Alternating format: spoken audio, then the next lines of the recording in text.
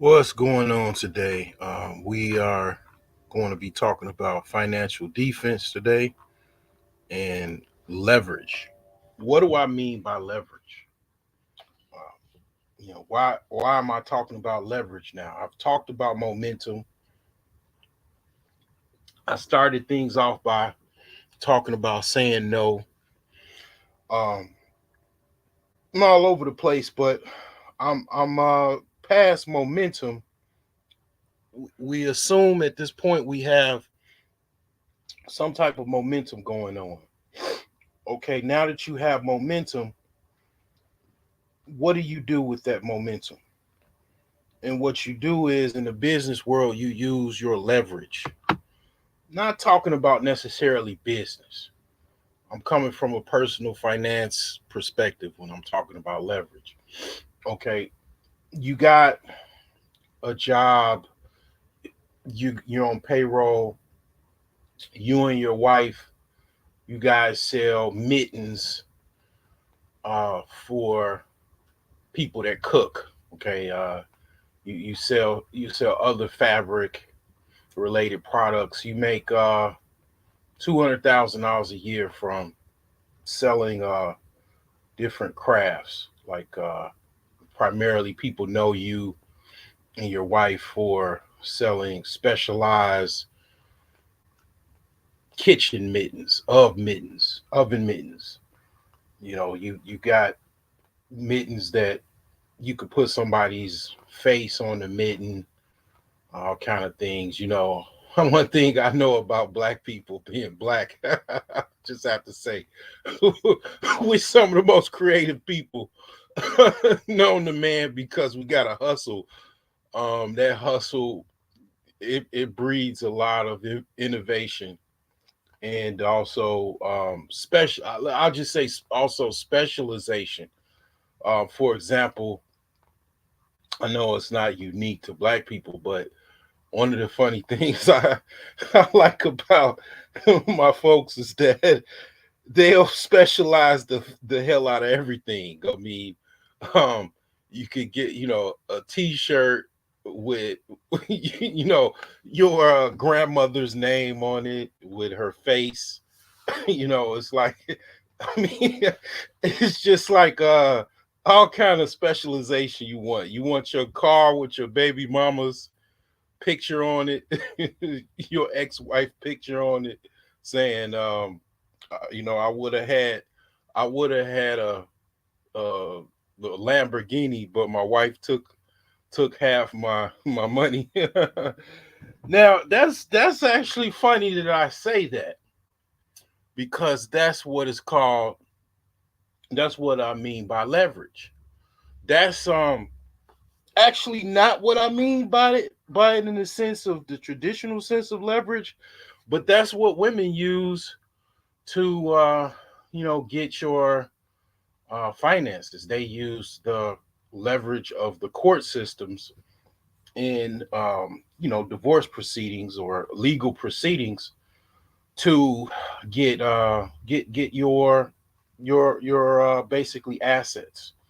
Now, I'm not necessarily um, you know saying that that's good or bad. I'm just pointing out that that is some type of kind of leverage as far as things, as far as not so much using money, but using the court system is a leverage tool that primarily, most notably, is used by people in divorce proceedings.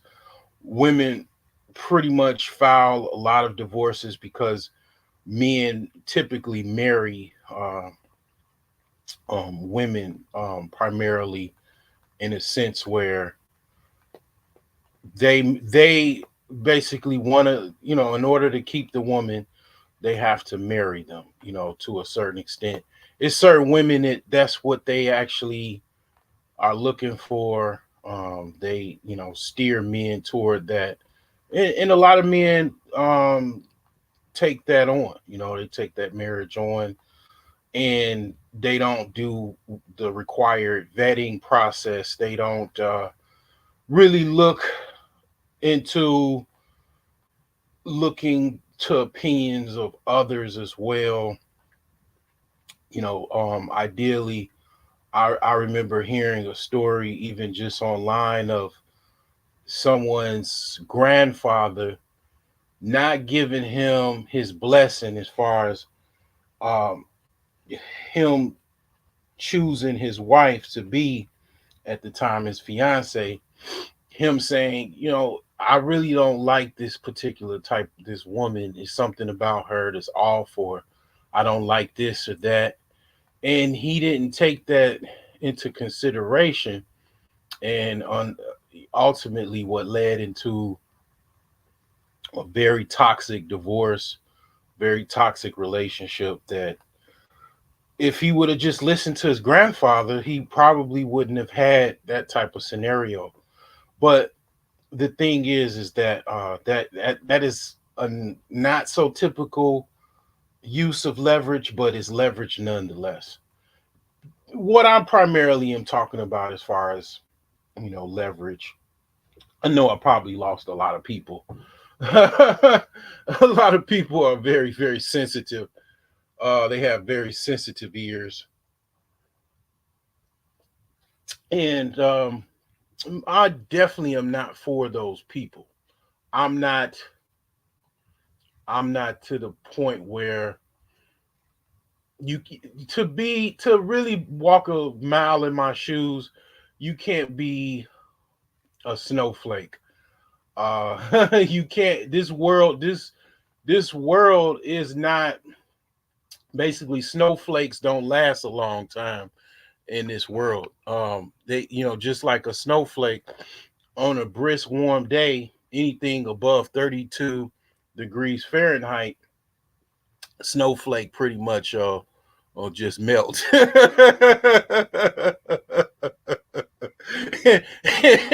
and in this financial world, you know, that's what happens a lot to snowflakes. They just melt away. So I dare not to want to talk to preach to snowflakes. Okay, so now that we got that out the way, basically, again, you got the momentum. You've bought the Millionaire Savings Plan, available on Amazon and brokegeniuses.com. If you want an autographed copy, you already got it. You're a money guy. You're a money woman at this point. You're focused more so on finances. You're not worried about what everybody else is doing. You're worried about what you're doing. And then you are saving money. You're investing the money you have. You utilizing what you have already, as far as your abundance, as far as your resources that you have. You use the three bag system. You go around your house, you organize everything as much as possible, throw out the trash, you keep what you want. You want the things that you don't not sure about, you put it in a bag that's questionable or box, and you try to see if you're going to sell some of those items, take them to the flea market, take them to put them on eBay or other sites. They got Facebook Marketplace, they still got Craigslist, all of that is still going on. So you're selling what you have so you can get more money so you can invest. You have debts, you have some type of plan for those debts. At this point, you're building up momentum. You're paying off your debts, striving to become basically zero balanced, to where you don't really have that much debts. If not, you only have things such as maybe possibly a car payment, a mortgage payment, stuff like that, right? That's pretty much your life. So over the course of a period of time, let's basically say, hold on one second. I'll be right back.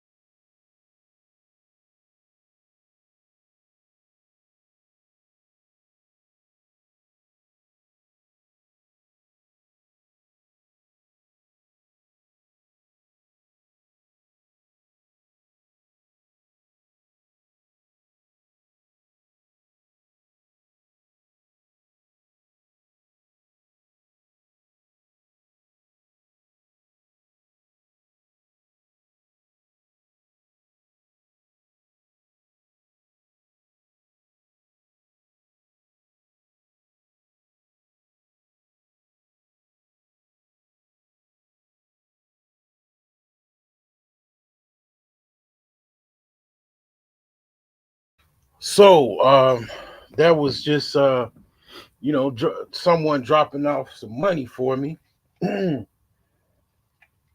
I did some work earlier. So it's nice to get things done, get things in real time while I'm having discussions. And speaking of such, I don't have super chat, but I definitely have Cash App. It's right there below. Also, you want to check out my Patreon because I got a lot of information. I got a lot of information on my Patreon. Got a lot of more profound, more explicit as far as discussions that I pretty much have on my Patreon. Sometimes I do videos where it's going to go straight to Patreon after I do the video. You will get to preview it, but it's going straight to Patreon in the vaults because it's valuable information. It's information that I had to get my head pretty much stomped on it to figure it out, and then I finally figured it out. Cause see, that's the thing. That's why a lot of times people just quiet. They don't tell you anything. They see you busting, basically trying to basically live life, and they see you hitting your head up against the wall. They still don't say nothing. um and they just reap the benefits of you, basically, let's just say bumping your head, then you knocked out on the floor, right? Because you just bumped your head against the wall. Then they just gonna run your pockets. They waiting for you to bust your head up against the wall, and then you gonna pass out, and then they gonna run your pockets. I'm not like that. I definitely am not gonna run your pockets. I mean, I'm a ethical person.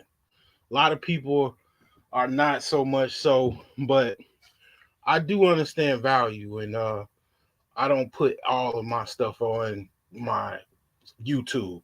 I don't suggest anybody to do that because you might have content that it may be too explicit, it may be too sensitive to others, it may be valuable information that you had to go through a lot to get, and nobody else is talking about it, and they're not, because it's like a lot of insight knowledge.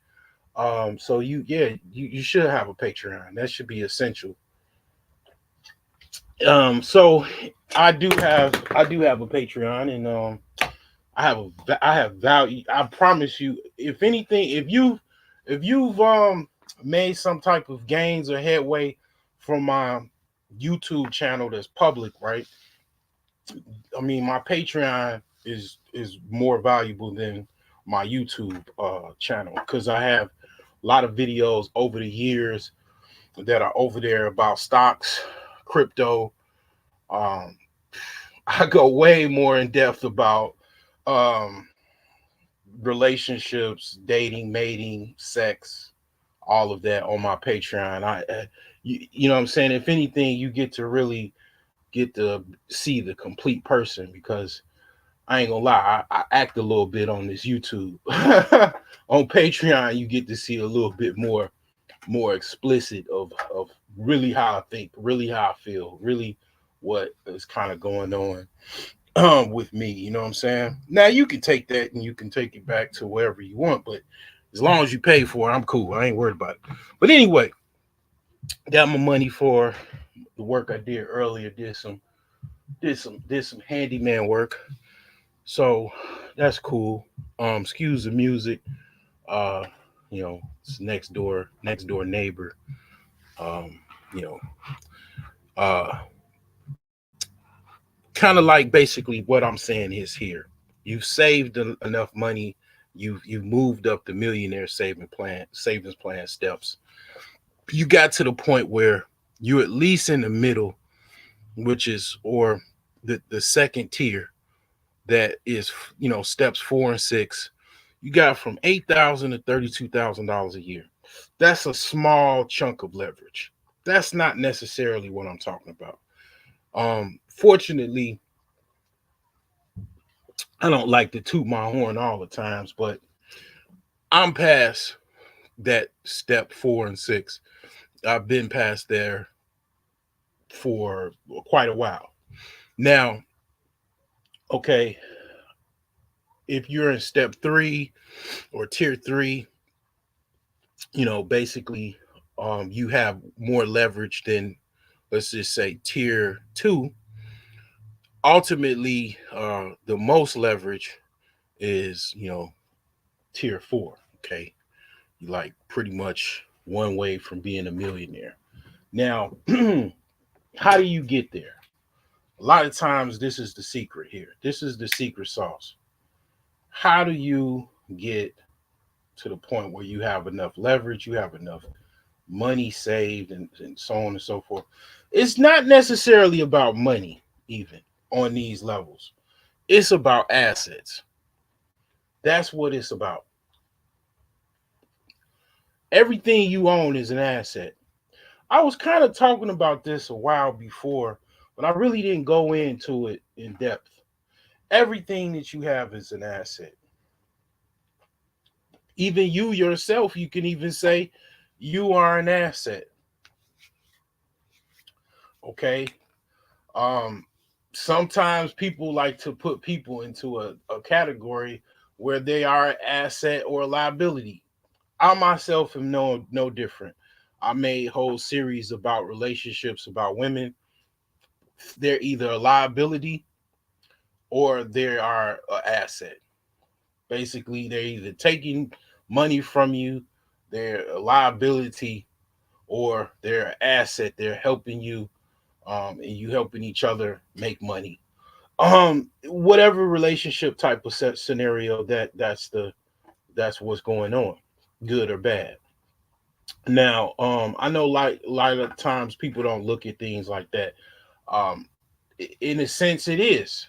Human resources is something that I didn't necessarily go into depth about or even researching, because that's part of business that I didn't necessarily go really into. I never really researched that heavy into human resources, but human resources is a huge part of business.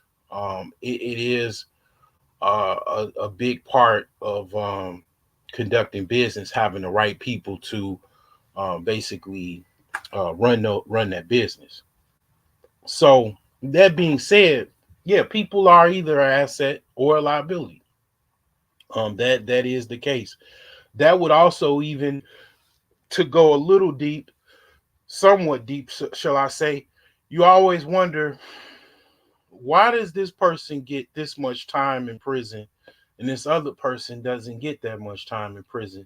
It's a very well known fact that basically people that are more wealthier than others get less prison time. You can look it up. You can, if you don't believe what I'm telling you, you can absolutely do your own research, and you can look up basically the research or data sets on wealthy people and rich people. Let's just say people that you can, from the research, you can tell. You probably have to do a little bit in-depth research. What I mean by in-depth research, certain levels of research. You can just slightly dig on news articles and stuff like that. But they already have those statistics. You don't even have to do any deep dive. They already have prison stats and stats on wealthy people versus what prison or jail sentences they get versus people that are, on a lower socioeconomic ladder. So that being said, that would prove my theory as far as people being either an asset or a liability, that the legal system understands, okay, this person being wealthier and richer than this person that's just a liability, I'm not gonna give this person the same type of sentencing. It might not be seen fair, okay? I'm not gonna say that that seems fair, but that's just how this system looks at things. Okay, I live in this system just like anybody else. I don't make the rules. I, this system was here before I was even born. Okay, so I'm just saying just things how they are. The whole the absolute truth. The you know sour medicine of the situation. Wealthy people tend to not get as much sentencing as poor people. Okay, look it up. Don't take my word for it. Now, okay, I'm still haven't really talked about leverage too much. What what I'm saying is basically at this point, if you've built up momentum, you have some type of leverage. If you know basically how to gain leverage, like I said, the wealthy buy assets. Okay, I just said everything is an asset. Your shoes is an asset. You can sell your shoes that you give away. You can sell on eBay used. You can sell used gym shoes for like at least half or a third of the price of what you pay for them. You giving them away to Goodwill like you're a rich person. Let's talk about that. Let's park right there for a while. Why do people act like they're rich? I'm just I'm just asking as a person that definitely have wrote a book about the millionaire savings plan. I delve into research on the rich my at least over 20 years of my life before I even wrote this book. I am not a millionaire. I pretty much have a perspective. The book is a book based off of theory, based off of something that I used for my success. Now, don't mire in my own trials and tribulations. You use it to be more successful um, than me, more successful than other people, because basically it's going to work most likely because basically 50% of individuals have less than $500 saved in an emergency fund. The first step, you deal with that problem right out the gate. One step, and you already have more than half of the nation as far as savings. So it's extremely effective. Um, you know, very, very much effective. So, that being said, that's one thing that I have to say as far as this book, the Millionaire Savings Plan. That's what I use to gain my leverage. I just have to put that out there.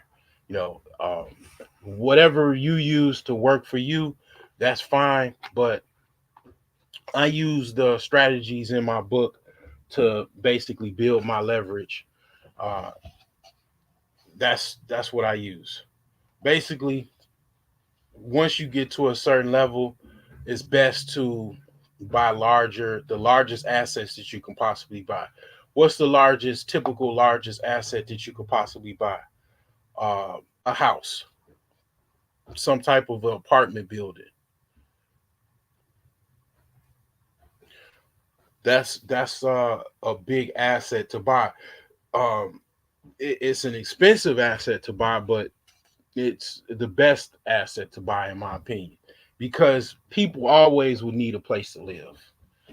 People will pay you rent for a place to live.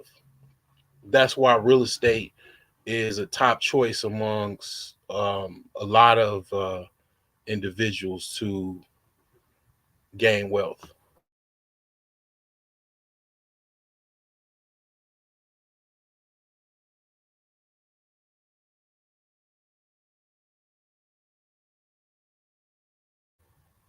So, again, let's walk this down here. Um, you're trying to pretend to be rich.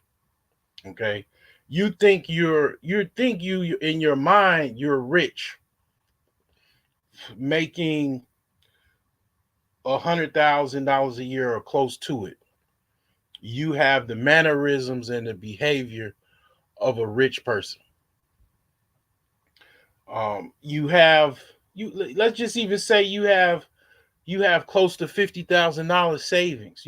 Let's say you even have $100,000 savings, liquid cash that you can pull from. You have that at your disposal. Yet that in comparison to some of the richest people in the world, that's nowhere near that. Your $100,000 that you have saved in a bank is very, very impressive. With your $100,000 salary, you're well on your way to becoming a millionaire, right? But you basically giving assets away, when in actuality you're really more closer to a poor person than a rich person.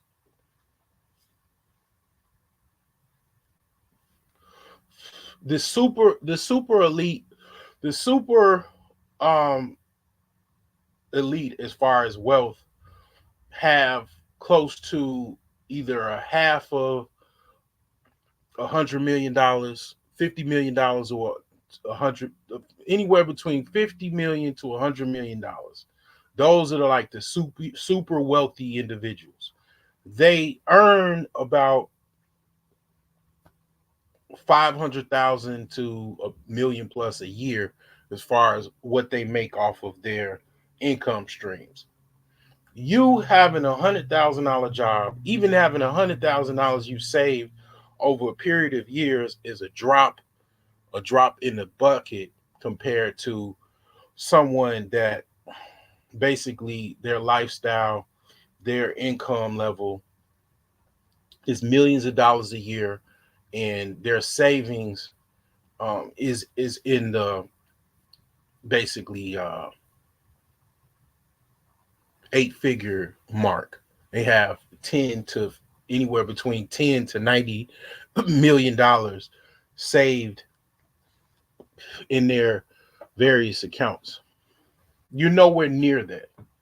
So to think just because, and this is what a lot of times we do as far as people, we think because we got to use Tesla, we got to use Tesla plaid, and then we got a good job, and we able to, kind of go wherever we want, eat wherever we want.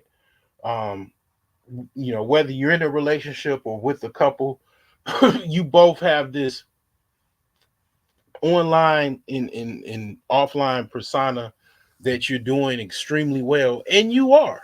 No, I don't want to take that away from you, but in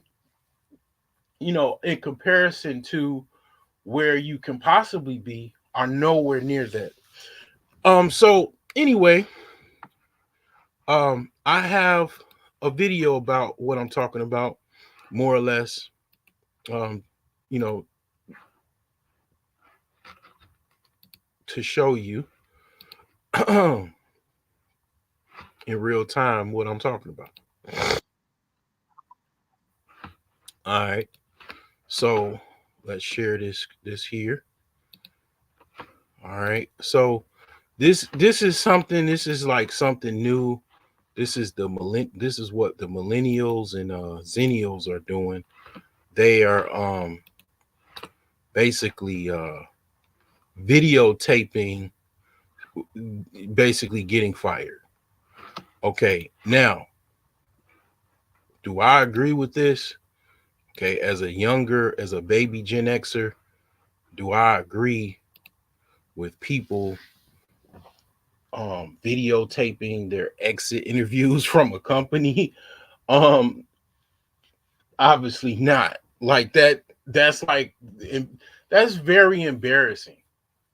I don't know who told, like, where that trend started, who started that trend. I have no clue. But as a man, as a human, this is embarrassing. to the person, like one of the things I say, I talk about some of the most embarrassing L's I've taken in life, my broke stories. This channel is a personification of me talking about, you know, my brokest moments, my failures in life, but at the same time also talking about my triumphs. I mean, basically, I definitely ain't broke no more. Um, and the thing is that one of the things I've done over the years is work jobs. Definitely, I've been a full time entrepreneur for about 4 years at one time. That was great. Learned a lot from that. I learned what I did that was good, the things that I did that was bad. I learned a lot from that, and know not to do them again. Yet I still have my businesses that I'm working on. Yet at the same time, I can promise you, I can honestly tell you, yes, I've been fired quite a few times over the years. I've been fired quite a few times. I've quit in a lot of jobs. I used to quit jobs. I don't quit jobs anymore. I haven't quit a job. I think the last time I probably quit a job was like the late 2000s, before 2010. Like that was probably the last time I like physically just quit a job. You really, like, quitters, they design this system like that. Quitters don't really get that much. Because here's the thing, I don't know where it is, and if any other state, we talking about this here. Cash flow quadrant, I added unemployed and system D, people that make money off the books, under the table. Okay.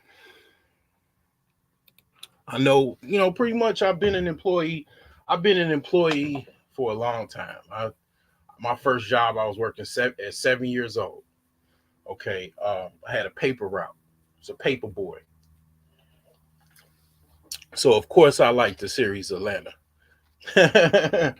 But the thing is this, and I played the video game when I was young, because the 80s was awesome. So anything anyway, um, yeah, I've been let go from quite a few companies. I've gotten I've gotten let go by via text, by via a phone call, while I was in a grocery store, while I'd already left the company I was working for, or the premises at the time, or whatever. I've been told that no longer am I working for a company. You know, it happens. Now, have I worked a company for 10 years and have been let go like this guy here? No. But here's the thing, right? Uh when it comes down to it, I would never videotape a exit interview, because I already understand the concept of working for someone else. You really their servant. I really honestly want to say you're their slave. And the only thing that has you, and this is the other reason, and I'm getting really, really, yeah, I'm getting really to the point, and this is going there. You know what I'm saying? Whether you like it or not. Now, the thing is the only thing as far as your freedom that you have is the compensation that you get from said bondage. Okay, I have to go there. I have to help you out, because a lot of you are in, I understand, a lot of people are in Luluville, you know, um, but the thing is this, right? The only thing you can do, and this is why, people probably look at me and probably, I don't know, I'll just speak for myself. They're like, damn, this dude always at home. He always, damn, he ain't got no hoes. He ain't got no women or whatever. You know, the thing is that, I mean, of course I do, but the thing is that I'm not no playboy, um, you know, woman chaser. Like I used to do that. I had days that was what I was on. Okay, I ain't gonna cap. When I was younger, I was about that. I rolled with the pack, and we got a lot of You know what I'm saying? Success. Our hunting was about 95% effective. But again, I have, it's a different type of scenario. I am an older man. I have responsibilities. I have children. Okay, I can't be that person that I was in 25 or, you know, even 15 for God's sake, or even 35. Okay, it's a different type of situation. You know what I'm saying? It's like James Bond, but he got kids.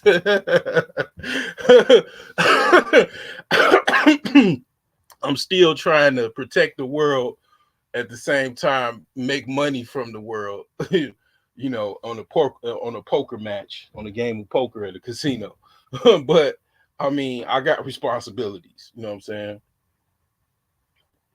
And I can't take those risks like that. I can't. I don't even want to take no. Those risks were dumb when I was taking them when I was younger. It was fucking dumb. You know, the best. I could just say, just the best move is to get that woman that you know you need to get. The woman that is the chick that really paid attention in school. You paid attention. If you paid attention in school, you get the same type of woman that is responsible and respectable about her future, her education, her legacy. Like if you get that type of woman, you probably have less problems than the chick that dropped out because you know she spent too much on her Pell Grant. She spent too much Pell Grant money, on like a hot girl summer or some shit like that. Like you don't want that type. That type is more of a, I'll say, a liability as far as things is concerned. Now, other than that, you know, right now, honestly, the best route to take is not to be out there partying every day, not to be out there blasting away, getting high, you know what I'm saying, hanging out, having a party every day. Because see, honestly, I'm gonna be honest with you, those people, they gotta go catch a lick. They gotta go rob somebody because they lived a life irresponsibly, financially irresponsible. Um, they lived a life basically where they, if they got in a jam, they gotta go, jam somebody else up. And those people, I see a lot of those types of people. Uh, they don't want to work no regular job.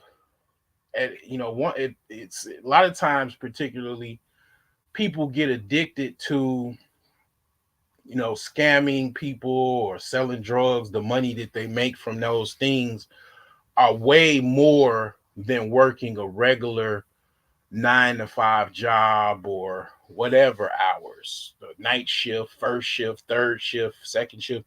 That those things are painful and arduous and tiring. When you made $15,000 in one day scamming someone or selling some packs of drugs, it's kind of difficult to go back into just making $15 an hour.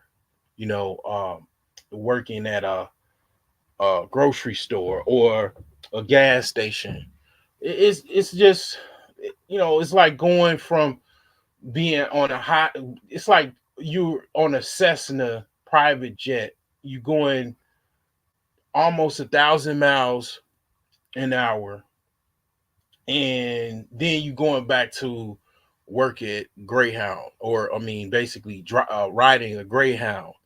And if you ever had a Greyhound bus or took a Greyhound bus, and you know that process of how that works. Go every 5 miles, you gotta stop a layover somewhere, and it's just this long bus ride that if you drove in your car, it would take it would take about 3 hours to get to the destination. But on Greyhound, it takes about 7 to 8 hours because it's about 100,000 stops, So it's like, it's like that. And I get it, but basically what I'm talking about more or less is system D. You can't um sustain no life like that. You can't sustain a life where you can't slow it down, and you did your dirt, stop and go, go mainstream with it. Take some of that money. Okay, yeah, you might have, justify it because you've been wrong by society. You've been wrong by, many ills of society's history and all of that. Yeah, you can justify that in your head, but if you've made $15,000 in a day, okay, you've made a whole bunch of money blowing it on chains, guns, liquor, women, cars, clothes, all of these liabilities. It's not going to help you in the long run. You know, the smart person that does that and they still get caught, they take that money and they go into they clean the business. They go into clean business, and a lot of times those people, they have a hard time going fully legitimate because the underlings of the people that they're involved with that are still dirty, they want them to be still in that lifestyle of being dirty, of being that illegal, black market. They want them to stay there and kind of be in both worlds, when the person really just want to, he understands he needed momentum. Okay, this money from these illegal activities, off the books transactions or whatever, it was coming. It was coming, really, really fast, and it was very dangerous and risky, because that life is very dangerous and risky. Um, I made money from it, but I opened up something else. I went into business. I legitimized the money, and I went into business, or whatever facet of legal business dealings. And I don't want to be part of that other illegal stuff anymore, because one of the main things that know I needed that capital. Okay, it might have been, you know, um, I went about it unconventionally, but I have that capital now. I don't need to do these illegal activities and take all of the risks involved in those activities. And some people do understand that. That's where you have your favorite rapper, Tupac. That's um Suge Knight. That's how he got into, and as well as other rap um music companies, or labels. They are notorious for starting those labels off of elite money from illegal activity. Okay, it's a well-known fact. I mean, it's pretty much, even, people still do that. But what I'm saying is that using that money, using that momentum to build businesses. I mean, I would say, if you are shady like that, have some type of plan where you can stop, um, basically dealing dirty, business, or dealing with dirt, as far as, taking all of those risks, dealing with all of those intangibles that comes with that. Legitimize, take that money, and legitimize it, and go straight and narrow and square, and stay there, because you don't have to. The main thing you needed was money. You got that money. You got more money than you ever made in your life. You can take it and legitimize it. Another person that did that, two other people, Dame Dash and basically Rockefeller Records. I mean, so, and they helped a lot of people catapult their careers, and So it is a thing, I'm not, I gotta be realistic. I gotta explain things in all sectors of society. Okay, this is pretty much it. This is the main, I would say, six levels or tiers of society. People are employees, business owners, investors, self-employed, in system D, where they work under the table, or unemployed, or you can say seven if they're disabled. If they're disabled, they're unemployed.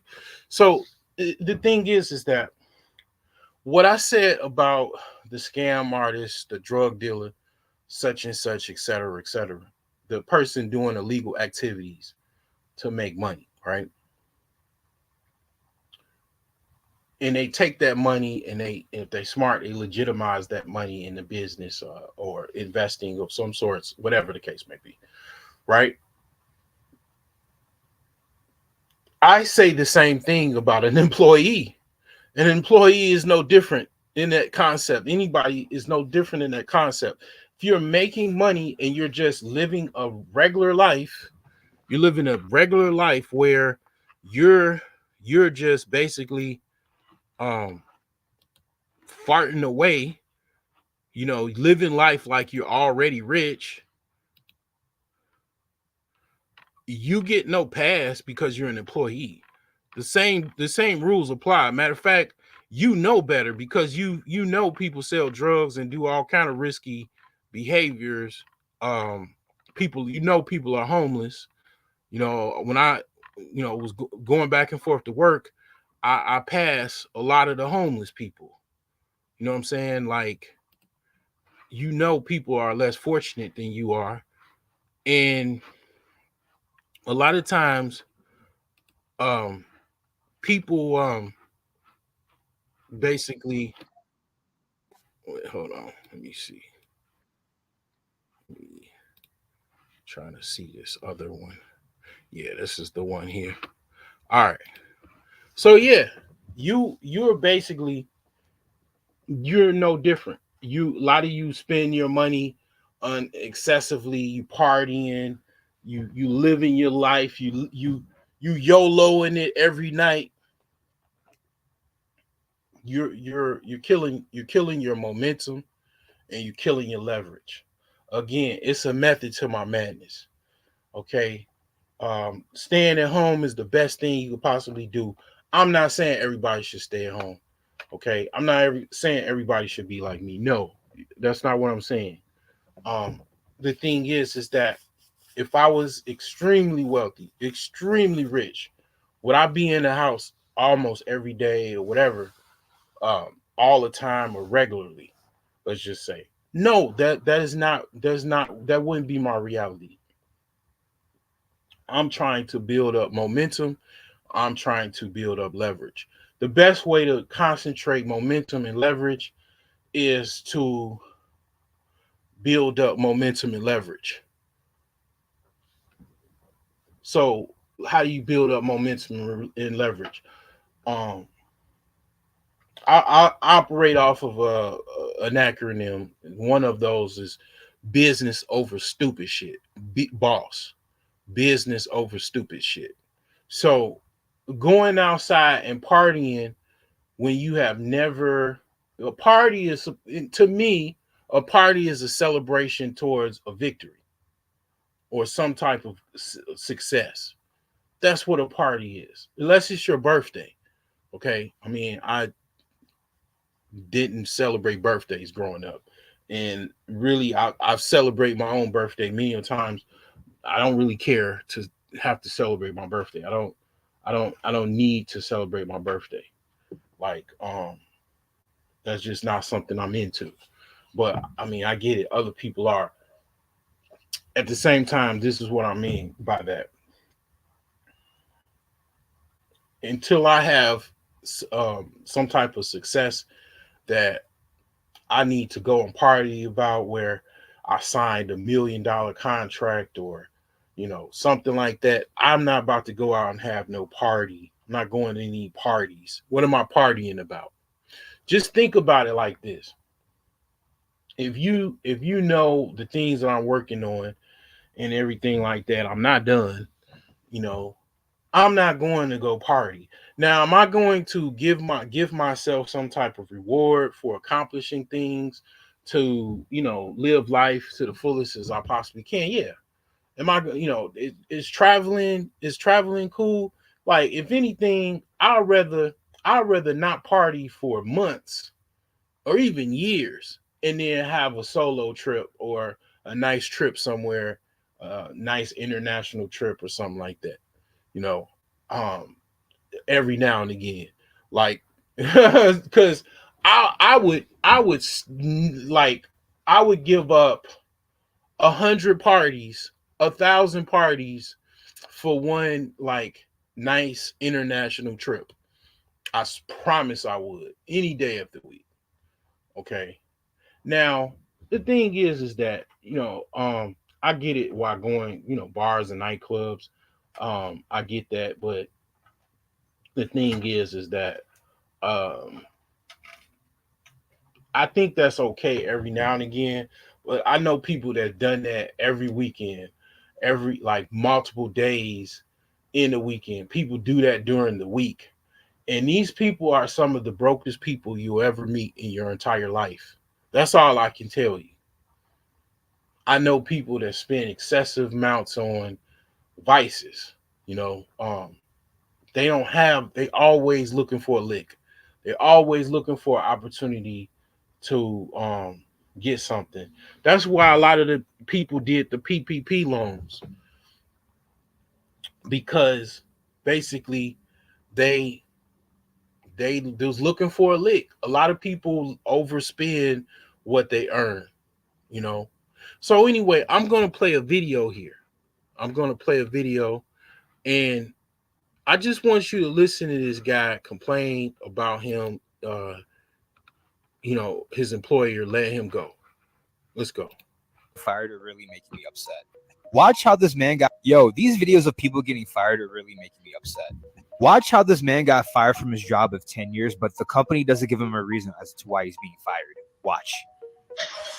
You're with is not going to be beneficial. I understand. I'm already fired, Ann, so let me speak my piece and let me get what I want out of it.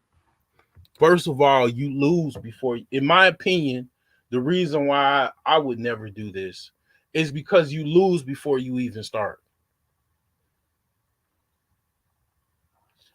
And that's what I'm talking about with leverage.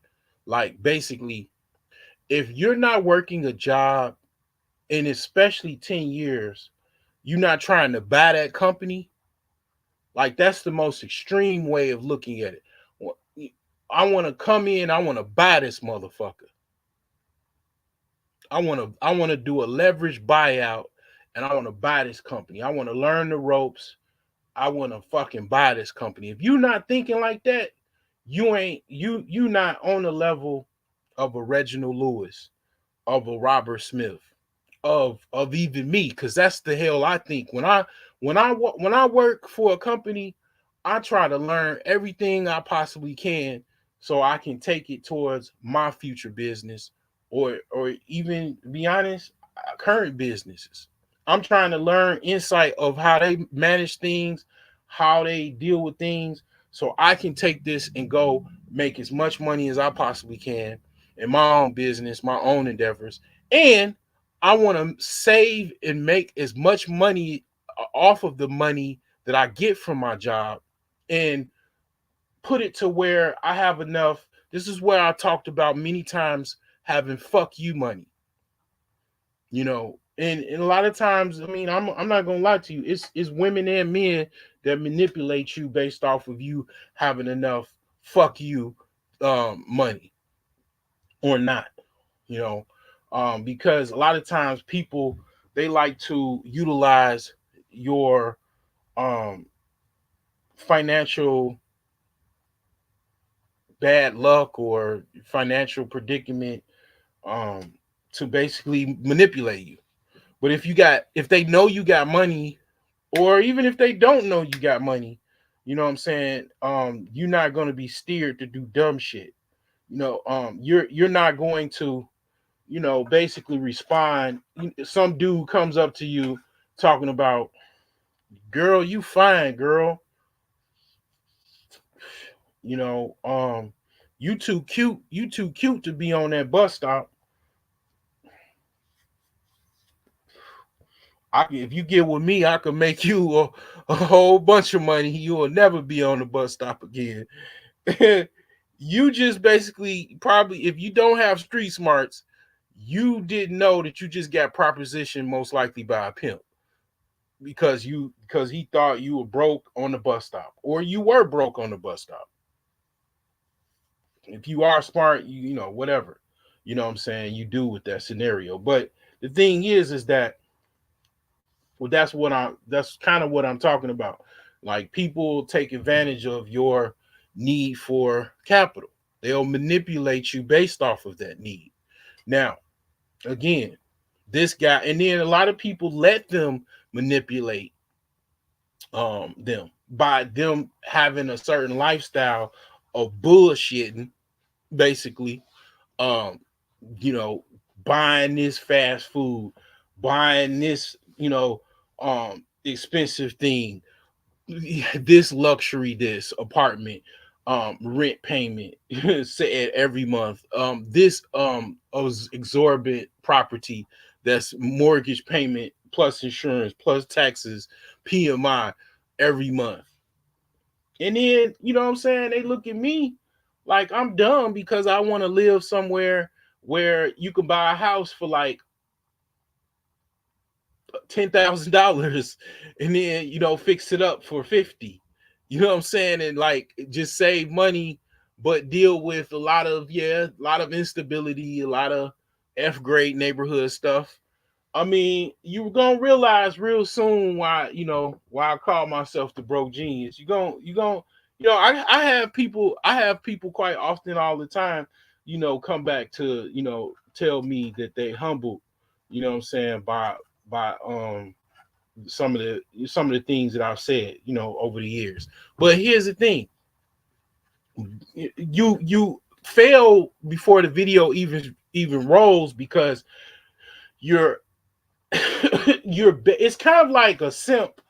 You're like a simp begging your girlfriend to tell you why she broke up with you. The fact that you're not trying to talk to her sister and you wasting your breath trying to ask her why she broke up to you is where you started the failure and ended with failure. You should be already trying to talk to her cousin or her sister. So let me play this again, man. Play this some more. Of it, because you know what, I would like to understand why I'm being fired. I'm not trying to be argumentative. I'm not trying to. I understand what I understand you're firing me. I get that. I understand that this is, we're no longer. I don't even want to work for the co-op after this, but I would like to know a reason. Alex? Yes, ma'am. We don't have to give you a reason. We're not continuing down this path. I understand you don't have to give me a reason, Ann. I understand legally you don't have to give me a reason, Ann. But morally, as a cooperative, a community-driven cooperative, to treat your employees this way, to not give them a reason, is just so unacceptable of the business practices of a cooperative organization. And it is super inappropriate for you to not even give me a reasoning why you're going a different direction. Here's the thing: these companies don't give no hell about you. what what what part of these companies don't give a hell about you and your damn what you think is equitable and what you think is right? I don't know how this is in every state. Illinois is a, I know for example, is a state where people, it's an at will state. The company can fire an employee anytime they want for no probable state of cause of why they let that person go. You can you can literally, your first day on the job, you can get let go. And ideally, that's what they will do. If the faster they let you go, the better for them. HR professionals, they know more about this than I do. But the thing is that after a period of time, I want to say about a good month, you the employer has to pay out unemployment if they let you go, because a lot of times the state, that's why people be like, oh, I don't want any socialism and anything like that. That's where socialism comes in to save your hide. I'm gonna be honest with you, and I'm not no socialist or anything, but I understand what it is. A lot of you don't understand what it is because you don't read, you don't comprehend anything behind Pokemon and Yu-Gi-Oh and Sukihana. So this is the thing where the state comes in and basically they interview the employer after you've been fired. Of course, you're going to file for unemployment if if you need the money, and it's going to probably be a while before you get another job. That's what you're going to do. And part of that process, the state asks the employer or someone from the HR department, okay, the contact there, what is the terms of why you let this person go? And the actual caseworker, they're going to put two and two together to understand that the employer basically used that at will um, uh, situation to where they fired you um, based off of them just kind of not wanting you to be around anymore for whatever way. They don't have to tell you. To the state, they might tell the state more information than what they will tell you. But when the state comes in, where socialism comes in to save your ass, is because basically, if the caseworker is worth any grain of salt and he hasn't been bribed, I mean, they're not going to bribe you about something like that. But the thing is that they're going to find out that it's not something as far as you were late too many times, wasn't any situation where you didn't show up to work. Um, Basically, the company resigned certain people or whatever, and then you'll get your unemployment. A lot of times, the situation is because these companies have a lot of money. I've worked, most of the companies I work for are multi-billion dollar corporations. They already have set aside money, accounting money for in case an employee gets let go. So they're not even gonna contest any unemployment. Um, Most of the companies that will probably contest will be companies that are not nowhere near billion dollar companies. Probably more fledgling companies will probably do that, but a lot of these companies have set aside money to where they're not even going to basically have a file any type of grievance or um, opposite judgment towards you filing your unemployment. They're just gonna not contest it, basically. So um, the thing is that they don't care, as far as like you trying to ask them why did I get let go, all of that crap. That's again like you asking your girlfriend why she sleeping with somebody else. The fact that she's sleeping with somebody else tells why she's sleeping with somebody else. I mean, in this situation, it's in your best interest to be talking to your employer's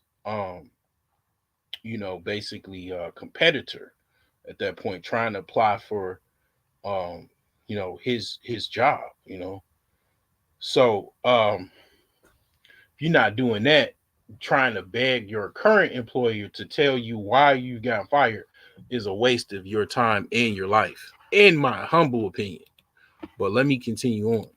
If there was performance review issues, fine. I can understand that. If I wasn't working hard enough, if I wasn't bringing enough to the table, I can understand that. But for me to get 10 years of this organization and to you just throw me out on my feet is really, really sad. I I feel like you guys don't value me as a person whatsoever, and that is not okay. That's not okay. I understand that you feel this way. Being combative and argumentative about what you think is fair and what is right is not what this conversation is. Okay. I would like to, however, share the information in this declaration. Now, this is the creator who posted that. I'll also tag him in this video as well. But yeah, it is just crazy how corporate America keeps getting away with this. Hopefully, this guy... The guy pulled the video because it is embarrassing. It's embarrassing as hell. And I don't know if he gave the other context to what the report was, but the video, don't even try to look for the video and unless it's out there circulating or something. But the guy, I already checked his channel, is not there, So here's the thing. Obviously, this person, this is some new thing, new trend that they're doing, but it's mute because it's like, okay, if anything, I get it. You're able to show the world what an exit interview looks like, because let's just say somebody that's 18, they've never seen an exit interview. You know what I'm saying? They can actually see it. And I'm gonna be honest with you, my exit interviews don't be like that. He must have been a manager or something like that. They probably told him through Zoom. Usually it's a phone call, or a phone call after you've left the premises, usually, depending on the situation. And the thing is what I'm saying is, and before I play this video, absolutely, I'm talking about leverage. Okay, I had to stop talking about things in my job. I was saying a little bit too much because I absolutely knew about leverage years ago, decades ago, and momentum, of course. Because after you have momentum, of course, the next step is gaining some type of leverage. How do you gain leverage? Again, you buy assets, and you ideally those assets you either if you something like real estate, a car, or something like that, you try to rebuild on those things and resell them. Or if it's a car, fix it up. If it's even a house, yeah, fix it up, resell them for value. You take that money and you get some more leverage. Basically, the more assets you have, the more money you have, the less debt you have.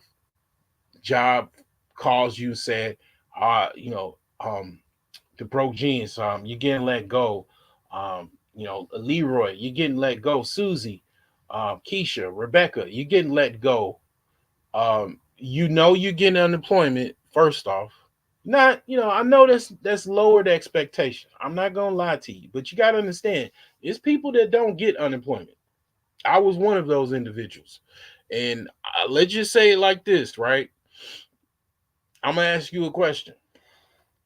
Would you have rather have gotten $1,500 a month, basically based off of you not being able to get a job at the time, or you've got let go because you was in an at-will state for whatever reason, and they are on the hook for being able to pay you some type of unemployment insurance? So the thing is this: would you rather not get anything, or you get $1,500 a month, which is about, let's just say, a fourth of your normal monthly salary? Would you rather get nothing, or would you rather get $1,500 for unemployment while you look for another job? You do whatever you can. If pretty much you're gonna not necessarily do illegal things as far as like sell any drugs or do any scamming, but you might go in the flea market, you know what I'm saying, and sell some stuff, make some money under the table in System D while you get your unemployment. Okay, let's just keep it real. Let's keep it all the way there, right? Let's just keep it all the way 100, right? So the thing is that these are the things that you should do, and this is the things that I was talking about. And now you seeing the benefits of what people were not listening to, They were involved in what Taylor Swift is tweeting, what Kim Kardashian is talking about with Kanye West, what Sweetie's new song that came out. Ice Spice got a new tour date. All of these unnecessary, basically bullshit that people were involved in, because basically, again, boss, business over stupid shit. Um, they were all involved in this stupid shit, and then basically, now they're broke. Now they, getting in a situation where they're realizing how hard life actually is. And the thing is that you have channels like myself that I've been waking people up. I've been trying to help people understand, okay, you're one person trying to be, you know, this huge world of unequitable wealth distribution in the United States. This is what you're up against. And down here below is a lot of people that think that they're rich, and they're not nowhere near to these people all the way all over on the right that's so wealthy. They are off the actual charts as far as their wealth is concerned. um you're thinking that you're okay, and you're really the warm water in the frog swimming around having a good time while you slowly getting boiled. Now I've been trying to tell you guys that, but you don't listen. You rather hate people more than getting their message. You're into popularity contests. You're into who's talking the best, who has the best conversation, who makes you feel good. You're into feel goodery and feel goodism and popularity. And meanwhile, at the end of the day, it's about who ain't bullshit and who is doing the work. You do the work, you ain't worried about if you got an exit interview, because you have one house that you fixed up in 10 years, 10 years of working. Probably, let's just say he was a middle manager, or let's just say he was an associate at a company. I mean, 10 years is a long time. Okay, 10 years is literally half of what you need to do to get a full retirement from the military. All you need is really 20 years. You've worked half of that for in a 10-year period. You should at least get, I mean, I think they give you like a partial retirement money. Like if you do 20 year, if you don't do 20 years, if you do like 16, they give you a prorated retirement.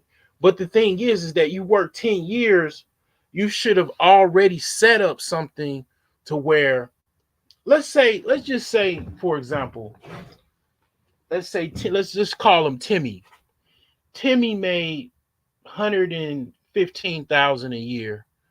He had company cards. He traveled, with the companies, you know, basically on the company's dime. So you when you travel, you're able to conduct business where you travel. You're able to meet new people, to set up businesses in other places, buy real estate in other places. The fact that you're able to, people always talk about traveling like it's just women and the scenery and stuff like that. No, you get to see different places and kind of what they need, and you see potential profits, and you get to make contacts with people, and all kind of stuff opens up when you travel. So the thing is that that's what you're doing when you're working for a company, and you're working for a corporation, and you like a manager or even associate. You're going, you know people in the company as well, like the probably some of the executives, some of the directors. You've made a few contacts over the 10-year period. You probably have even friends that work for the company, the same company. So here's what people typically do. when they work for companies. Um, you know, I'll on that thought, hold that thought. I'll be right back. I am going to play a short commercial. I'll be right back. Welcome to alsherbs.com, the oasis for your wellness journey. Our mission is to promote good health and reduce the risk of disease by providing a holistic approach to well-being. From the soothing scent of lavender to the invigorating kick of ginseng, we've got you covered with a wide array of herbs, supplements, and wellness products. Imagine the power of nature, harnessed and delivered right to your doorstep. That's the alsherbs.com promise, and it's a promise we're proud to keep. Shopping at alsherbs.com has truly transformed my life, says one of our satisfied customers. The quality of their products is unmatched, and I've never felt better. And she's not alone. Countless individuals have found a one-stop shop for all their wellness needs at alsherbs.com. It's made a world of difference in my life, another customer shares. And what's the secret to our success? It's simple. We believe in the power of holistic wellness, and we're committed to providing the best products to support your journey. Whether you're boosting your immune system, seeking natural remedies, or enhancing your fitness routine, we have everything you need. The path to a healthier, happier life is just a click away. Visit alsherbs.com today and experience the transformative power of nature. Take the first step towards a vibrant, fulfilling lifestyle. alsherbs.com, where your wellness journey begins. Improving lives, one herb at a time. Your wellness oasis awaits.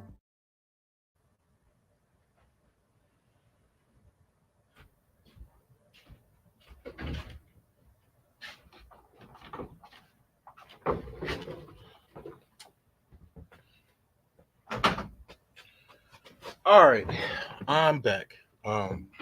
So again, this is what people do, and this is across all spectrums. What they tend to do is they live in delusion. Okay, um, they think that they arrived at one point or another, meaning they made the income above the national average. They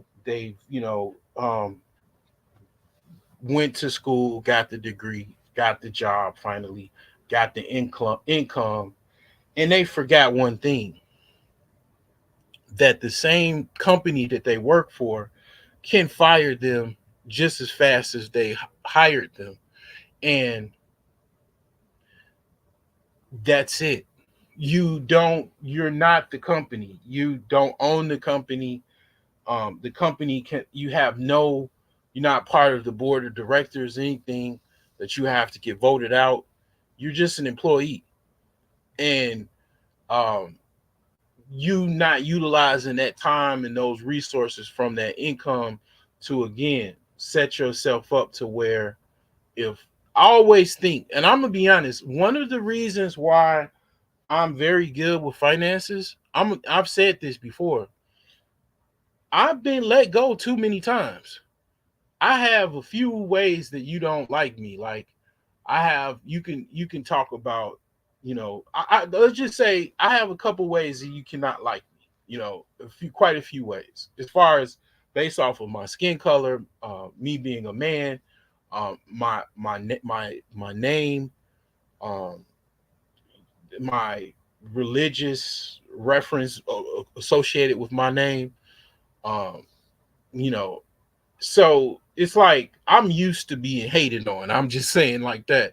And the thing is also I have unfortunately been let go one way too many times. And I know the feeling of, you just got a new apartment and you were, trying to get your bills paid up and all of that. And then now you're getting let go, you know, or even trying to quit a job because the hope is it's a better job around the corner. And eventually there was, but it was 6 to 7 months of hardship waiting for a job. And then there's another thing. that's when I stopped ever waiting for jobs. I never wait for a job. That because of my skill sets of my in the multitude, I don't wait for any job to hire me. I go out and I utilize my skill set in this fashion here, which is basically um, I go towards at the very least self employment. I just take my skills and I offer those as a freelancer or contractor to people that need my services.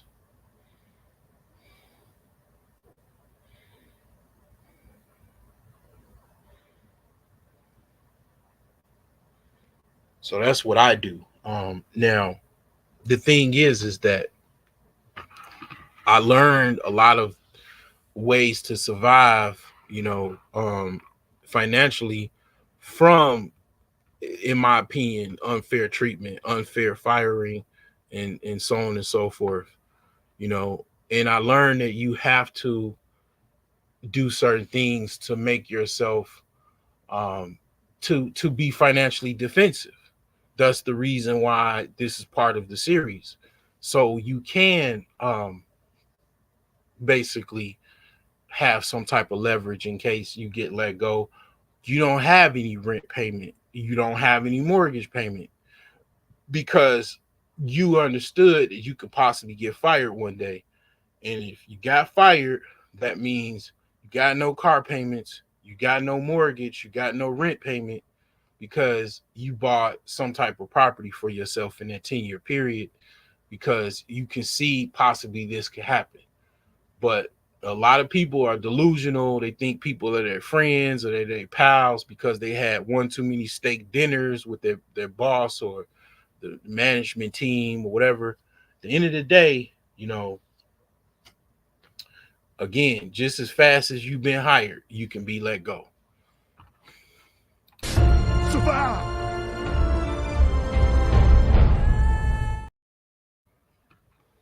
So basically, um, I'm gonna play this video here, and this is really good. This is a very smart woman. This is Natalie, the economist. Uh, you know, um, very very good insight. You know what I'm saying? So I'm gonna play this. Socioeconomic level doesn't just determine the culture that you practice or the income that you make, but it also determines the trajectory of your life and why you stay there.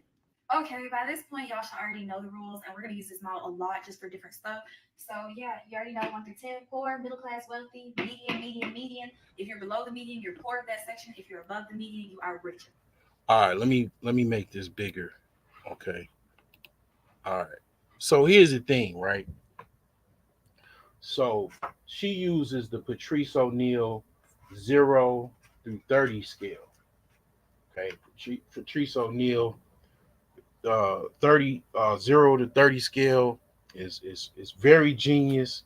The fact that she used a 0 to 30 Patrice O'Neill scale to break it down to like a financial level is absolute genius. Um, you know what I'm saying? Like absolute genius. Cause I didn't even think about that shit. But she broke it down. That's what she's talking about. And basically, also, again, it's another creepy thing that people do that creeps up on you. You can even be successful on whatever level you are. Like me right now, I'm middle class. I'm like I'm like motherfucking, you know what I'm saying? I'm cold middle class. Like I'm better at middle class than my parents are, right? You know what I'm saying? Like I'm just karate chopping motherfuckers. Like pow. Like I'm in the middle, just you know what I'm saying, just stealing on marks, just I'm just, you know what I'm saying? I'm the man in the middle class. But I'm in the god dog on middle class. That is not something you should be proud of. You want to be upper middle class, upper class. You don't want to be stuck in the middle, being the comfortable frog in the pot. That's what I'm trying to tell you. Okay? That's what she's talking about. This is what people be getting comfortable. They be getting real comfy. You get real comfy with, like, you know, one house paid for or not, with a cheap mortgage or whatever, and you got a whole bunch of money saved, and you making a whole bunch of money from your job, and you just on autopilot. You forgot one thing. And this is what people response to this is. They say, I'm doing what's best for me. I'm I'm doing the best that I can. It's a lot better than what my parents did, but then they just get stuck on whatever level. They don't try to grow. They don't try to, basically scale up. And that's gonna be my next discussion. Okay. That'll be that. I just it goes right into it. All right. So here we go. This category, which is the poorest category you can belong to, and this category, which is the wealthiest category you can belong to, they both have the same reasonable inverse of why they stay in that socioeconomic bracket. This person doesn't have enough information, time, or resources, okay? Meaning, literally, to acquire any of those things would supersede their lifetime. So they never have enough time to even focus on moving past any type of bracket, right? Yeah. So what she's talking about is like right here. So she's talking about people on the bottom here. They're too busy worried about. So, like, here's the thing. This is some really, really deep stuff here, right? Too. This is deep. This is that deep stuff people don't really talk about. They not talking about this. See, I'm deeper than a lot of other financial people and all of that. My level of deafness is PhD level economic, like, what I'm saying. Talking, I'm I'm like, what I'm saying. I'm not, I don't like talking about Boyce Watkins, but I basically, I'm on that level, like talking to Boyce and stuff like that. Same conversation with those types of guys, man, because I've been researching for years. I've got a lot of extensive knowledge from my grandfather, living with my grandfather, that is way better than going to college by landslide. A lot of insight from my own business, being self-employed, being a businessman, um, being an employee. I got a lot. I'm deeper than the average financial person. Whether they got money, they do seminars to get success. They got, books to get success. I'm deeper. I'm deeper than that. It's deeper than Nino Brown, and ain't nobody more deeper than me when it comes to this money shit. Um, but the thing is that, um, you know, if you recognize it, cool. If you don't, it is what it is. But anyway, the reason why this is so deep is because you got people that live like this on a poor level and are stuck like this for their entire life. You see people like this. It's people in your family that that's literally their reality. They just stuck. Like, it's almost like they're in a trance. And a lot of times it could be just someone just not pulling them up. It's people that, basically they just need a pull up. I'm not talking about a diaper. They need somebody to just take them by the hand and pull them up the ladder. Like, give them some conversation of what they can possibly do where they at. Give them a free consultation to kind of, like, guide them along. Some people can reach other people, some people can't. For example, Um, the Nation Islam, they used to go out and used to do what is called fishing. Okay, my mother used to be in the Nation Islam, so they would go out primarily the FOI. They would go out and fish. So basically, what they were doing was trying to find new members, new people. A lot of times in the black community, it's like around a lot of poverty, crime, unemployment. They would look for people that were just basically what would be called deaf, blind, and dumb. And it's not to say deaf, blind, and dumb is like to talk about people. That's not what I'm saying. It is just people that are just deaf, dumb, and blind. It is not a jab against them. It's not, talking negatively about them. It's just a lot of people, they're disenfranchised. Okay, if your mama was growing up in the projects, her grandma lived in the projects, in the trailer parks, your aunts, your nieces, your nephews, they lived in the same environment. That's this another generation. That's like two generations right there of basically being in a lower socioeconomic environment. And a lot of people either have family members or they themselves have people that they know, or they themselves came out of an environment like that. And they know exactly what I'm talking about. And it's people that they can be stuck in that environment for the rest of their life. You can almost even see people that you damn near, you kind of can see it on their eyes. They have the kind of 1,000 yard stare of dealing with, poverty, dealing with long-term struggle. I'm from basically the Chicagoland area. I lived in Chicago. Gary is about 15 miles from, well, actually about less than 10 miles away from Chicago. And, you see people that are occasionally on the other side of financial bad luck.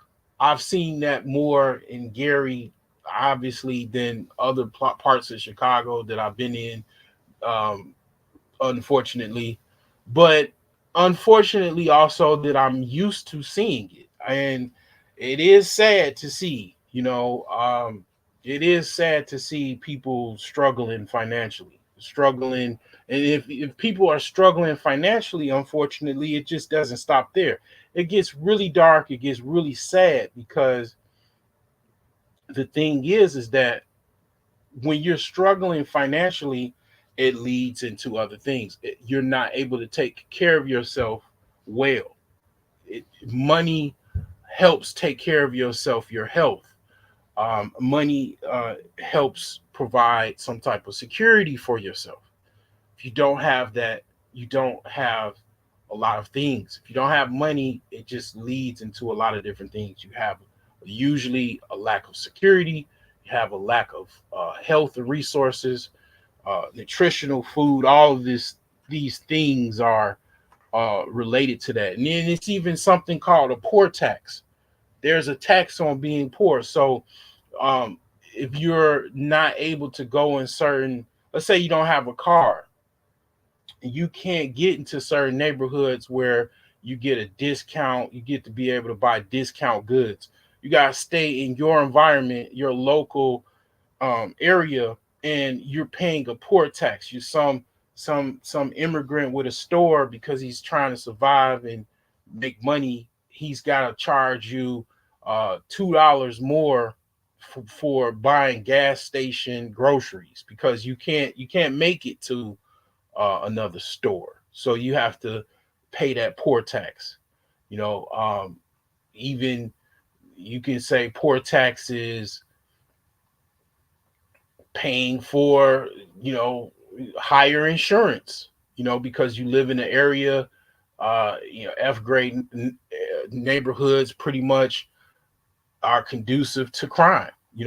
Property crimes are associated with, again, I call them the three three horsemen of the financial apocalypse: unemployment, crime, poverty. Those are a recipe for you getting robbed more often in particular neighborhoods. Your car getting broken into, your house getting broken into. Um, if you know that that's also a poor tax, because if you have to file an insurance claim, those insurance companies, they know, okay, this zip code is more higher probability that some type of property crime is going to occur. Okay, they're going to charge you more for that, for insurance. Versus somewhere else. Again, poor tax. So you know, even on the lowest level, people can be, and you see it. You're like, damn. It's like it's like looking at a zombie. Like it's like, hello, wake up. And then even poor people, they look at other people is like that. Like if someone talks a certain way, like corporate speak or corporate English. What I'm speaking is you could say it's called American corporate English. That's how I'm talking. Like I'm trying to learn Spanish right now. Okay, again, so when I go to Spanish speaking countries, I don't sound like a retarded person. So the thing is that yeah, people even on this level, if you appear to be some type of, you have more money than them, you come off like you don't fit in. So you're either your life was easier than theirs, or you're a punk, you're weak because you can't deal with the struggles and the ills of society like I have, being poor, dealing with hoodlums and you know uh, criminals and all of that type of thing. It's a lot of moving parts with this, and I've seen quite a bit of these types of mindsets and behaviors as far as how people react to even me personally as well as others, that they do think this way. um I've heard even in other cultures, and white folks really being hardcore towards white people that don't have that much money or live in a trailer park or whatever. You see that in the movie with Eminem, 7 Mile or whatever, filmed in Detroit. So yeah, the thing is that people get stuck. They get absolutely even comfortable on the level that they are in because they get taught to be that way. Here's the thing. This is a secret that you probably didn't know.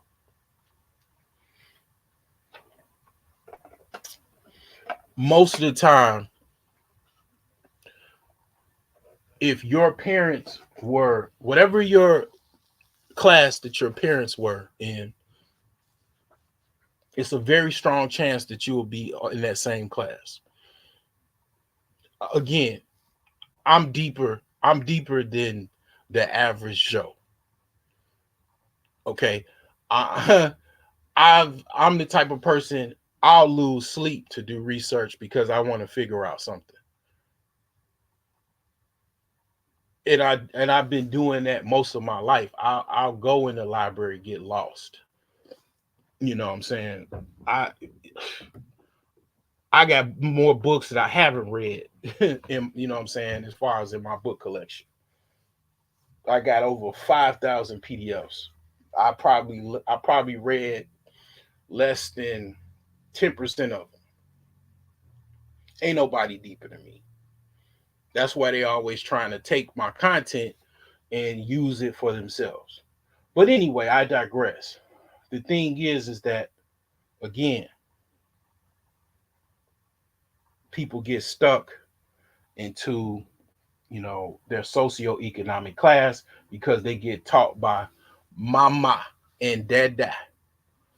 You grow up and you see your mama and dada being middle class, you gonna be middle class. I was taught to be middle class by my mama and dada, primarily my mama.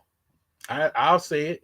My mom made way more money than my dad. Some years my dad did made more money, but I was conditioned to be middle class because I saw my parents become or be middle class. I even saw my parents go from a lower tier, like towards the bottom, to middle class.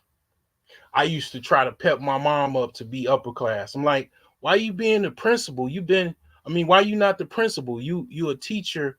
You been a teacher for like over 10 years, over almost 20 years. Why you don't become the principal? You know, my mother she just didn't really want that responsibility. It takes a certain level of assertiveness, certain level of type of person to be a principal.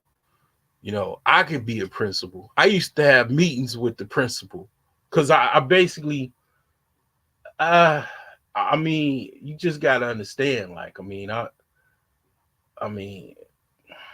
I, I just got that. You gotta have a fiery spirit to be a good boss, to be a manager, to lead people. You have to have a certain level of energy. And I talk a little bit more about that when I talk about kings and all of that type of stuff. But it's again, it's internal. It's not something external. It's internal. But the thing is this.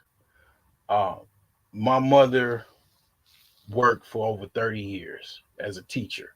My dad worked about the same amount of time as a taxi cab driver. Okay. Um, both reached their heights. My mother finally, I was proud of her.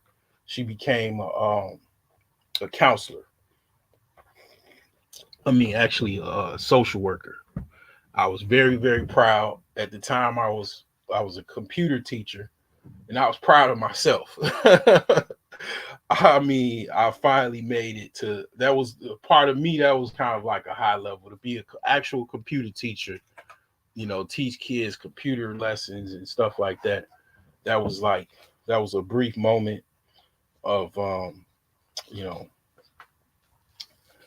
triumph for me. But the thing is this: what I understood, what my mother didn't understand, was the money that you make trying to make more money, trying to reach a higher level of success. I may have not known about the millionaire savings plan back then. I may have not known what I know now, but I knew that working for years and years and not trying to build up momentum to enrich yourself so you don't never have to work again is, I don't understand why other people will try to kill their momentum and not try to set themselves up for the rest to never have to work for anyone for the rest of your entire life. Like, I don't get it. Even if I do get it, I won't get it. But I digress. This is what she's talking about. This this lower tier here, people even on this tier, can be just stuck. Okay, and throughout all classes systems, people get very comfortable and they get stuck. Right? They are in survival mode, people. Now, for this person who is the wealthiest of the wealthiest, because they're making money off of derivatives and systems, that means they are the ones controlling the monopolies. Oil, plastic, whatever. Okay. So for them, they really aren't going anywhere unless there is an event where the state collapses. All right. And by the way, violence is low-key the only way to reverse inequality, if you did not know that. 5 through 9 is going to be your rich poor person, and 15 through 19 is your upper middle class, right? Okay. So these two people actually stay in their bracket for the same exact reason, and that is They are basically the popular or the elite of the category community that they belong wait, hold on, hold on. Oh snap.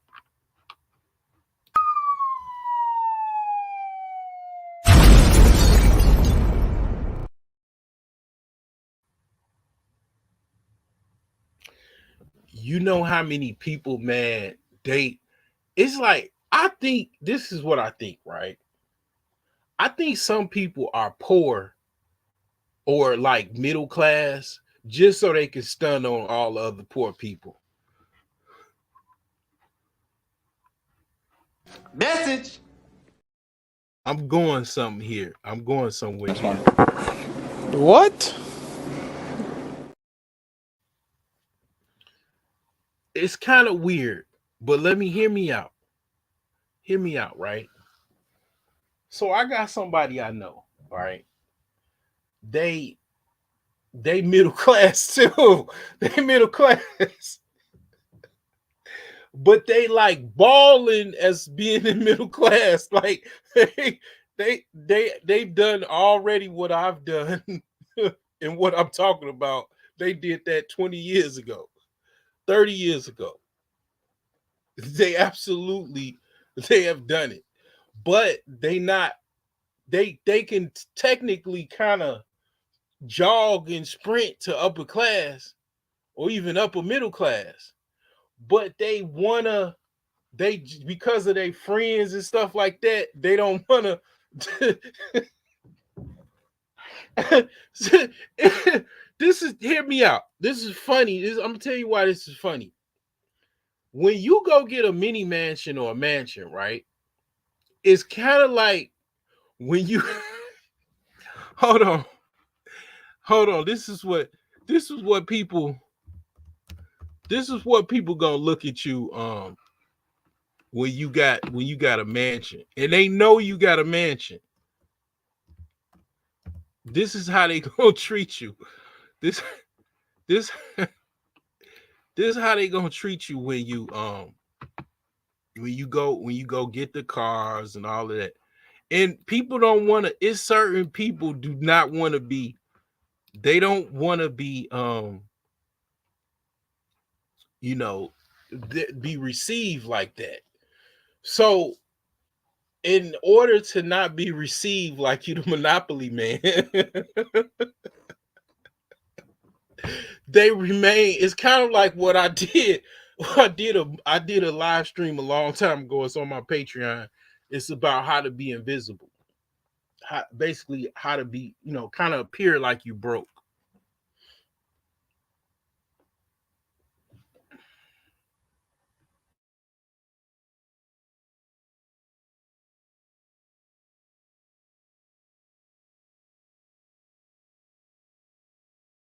Of course, if you already broke, that's not what I'm talking about.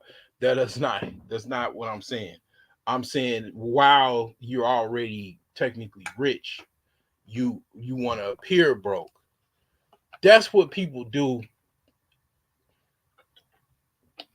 What I'm talking about. Same thing. My grandfather did the same thing. He did the same thing. He ain't see. Here's another thing. Like people don't go get the mansion all the time, even if they can afford it, because they don't fit in with the people that one of the reasons is they don't fit in with that type of group. Like, so if you go live in a middle class, okay, if you go get a mansion somewhere, it's in a middle class or upper middle class to upper class neighborhood. You around rich people, elite people. In America, usually that's white people. So if you're black, you're going to live around a whole bunch of white folks. That's why a lot of black people they'll just be balling out in the hood. It's not funny, but it is kind of funny because it's like they balling out of control. Like, I mean, the person I'm talking about, they got like damn near close to $1 million, and they you know what I'm saying, got properties and all kind of shit, cars and everything. And it's it's like they the monopoly man. and they live. They literally they live off of a host stroll in a crack den. I mean, it's like, and you like, it's like, what the? I cannot see. I'm legally blind. This one. What? Nigga, did you know that I can see you? And it's like basically nobody knows. Like, don't nobody know they balling out of control. They just, just regular people, and they definitely fit in with the other people, but they don't want to live around all those white folks.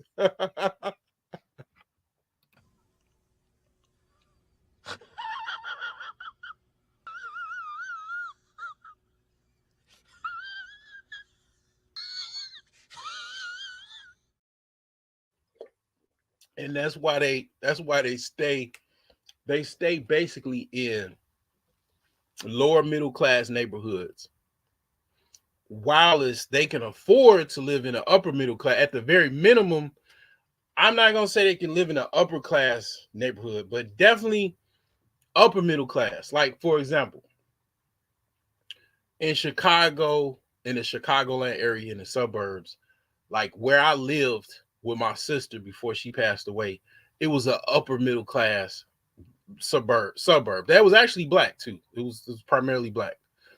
There is such a thing, right? People always talk about Chicago.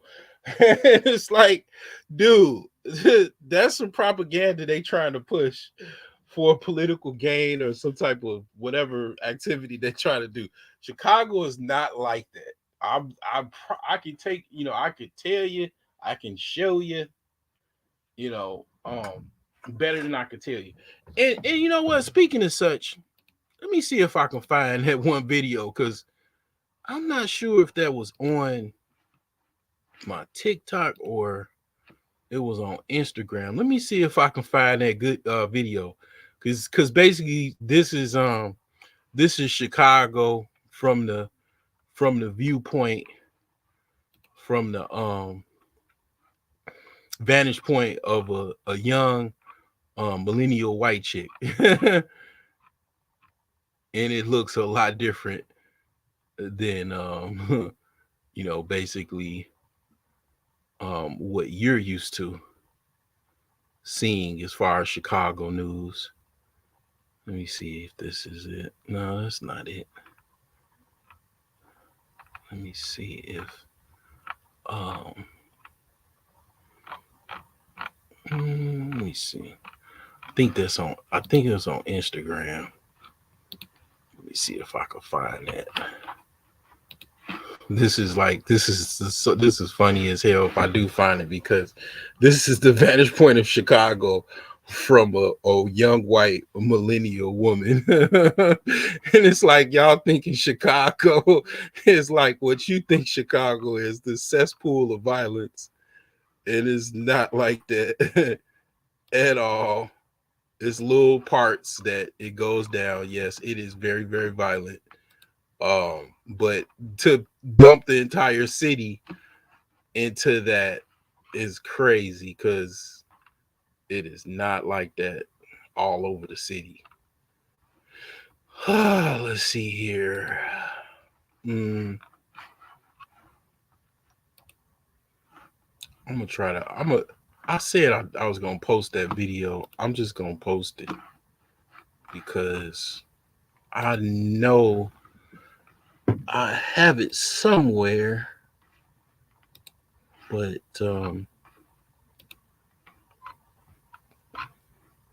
actually, I don't even have to do that. I can just search for it again.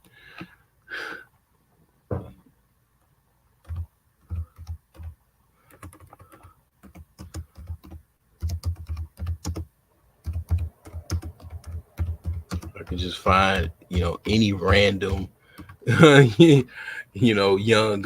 yuppie white chick that lives in Chicago in an apartment. You know what I'm saying? Like, or yeah, like on the north side or something. Let me see here. Let's see. It'll be a reel.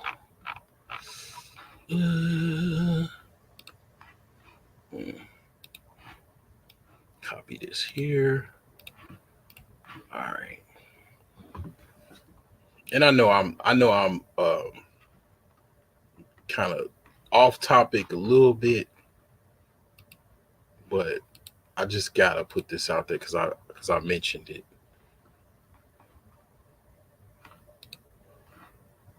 Cause I mentioned it, I gotta say something. And then you know what? It's because okay, when you're on the computer, they don't show you they don't show you the same content like you on the phone. Let's see here. I think Twitter. That's why they hate on Twitter as well, because Twitter don't do that bullshit. Yeah, I think this was it. All right, so this is we're gonna take a little short break here. We're gonna see a day in the life of a young white chick in Chicago. A young white chick in Chicago, and she'll show you that Chicago is not like when. Welcome to a pretty typical day in my life living in Chicago and working remotely. I started off by going to my spin class at Cycle Bar. I pretty much go there every weekday. I was meeting 2 girls that messaged me online, so that was super fun. We went to go get coffee, and then I ended up working there for a bit. Then I made my way to Yoga Sculpt and then went home, showered, and went to go get coffee with Brandon. It's becoming such a bad habit, you guys. Starbucks pumpkin spice lattes are like my new favorite thing. Went home, worked some more, and then I went to get a spray tan because I was going to an event tonight. I was invited to attend Christina's new flagship store launching with her new line, and this was so cool to be a part of. Then after I got home, I made some pasta from Trader Joe's with Brandon, and I went to his soccer game with him and Keegan, and this is where I ended my night. I'll talk to you guys later. Well, Okay, what part of that did she was ducking from gunshots from O Block? what part of that did you see any ducking from the O Blockians? what part of that did you miss? Okay, this is another one. Hi, and welcome to a day in my life as a 23-year-old living in Chicago. In case you don't know me, my name's Grace, and today my team worked from our office in the Sears Tower. I got a free matcha at Fairgrounds because of my rewards, which was a nice surprise. Lately, it's been getting sunnier every day in the morning, and I'm so here for it. I work in tech sales for Oracle NetSuite, which basically means I smile and dial all day. Today, I had lunch at Shake Shack with my coworkers and my account executive. Their pomegranate drink was so good. I recently started rock climbing, so after work, I went to my gym in Lincoln Park for an intro to ropes class. I learned how to belay, and here's me belaying my coworker Mitch down, but I still need to practice a lot because I'm not great yet. Then after, when I climbed a wall, I got stuck in the air for like 10 minutes while I was being lowered down, so a person had to come up and fix the situation, but thankfully I made it out just fine. Finally, when I got home, I played with my cat, reheated leftover deep dish for dinner, and that was my day. Hi, and welcome to a day in my life as a 23-year-old living in Chicago. Okay, so all right, there you have it. You can't make this shit up. You can't make this shit up. Y'all heard it. All right. So let's play this again. Right? And technically, these people, if you want to use the same social, analogy, you call them the lames of that group. So because these people feel so prestigious, they're not even really contemplating jumping over this line and into the next socioeconomic bracket. And the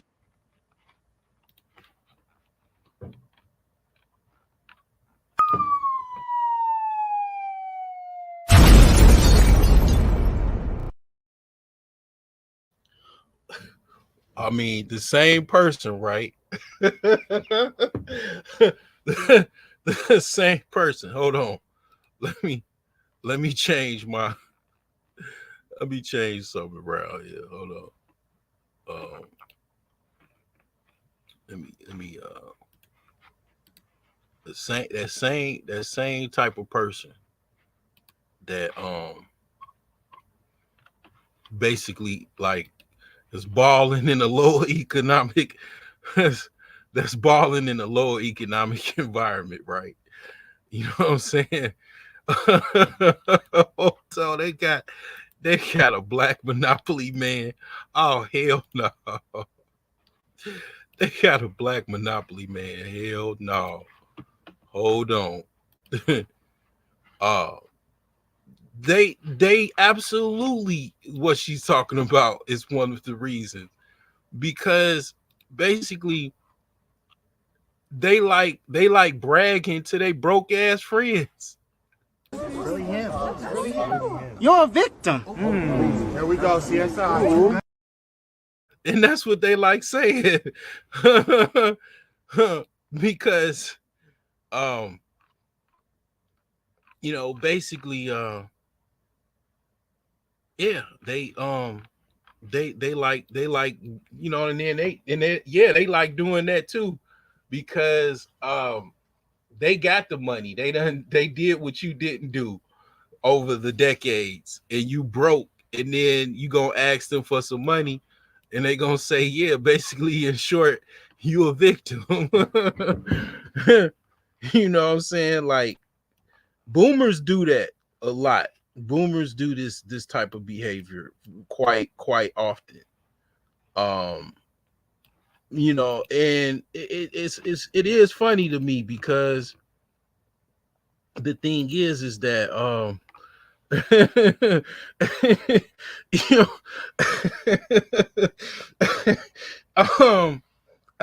you know this type of behavior it's like, yeah, they don't want to live around their actual class system that they achieved.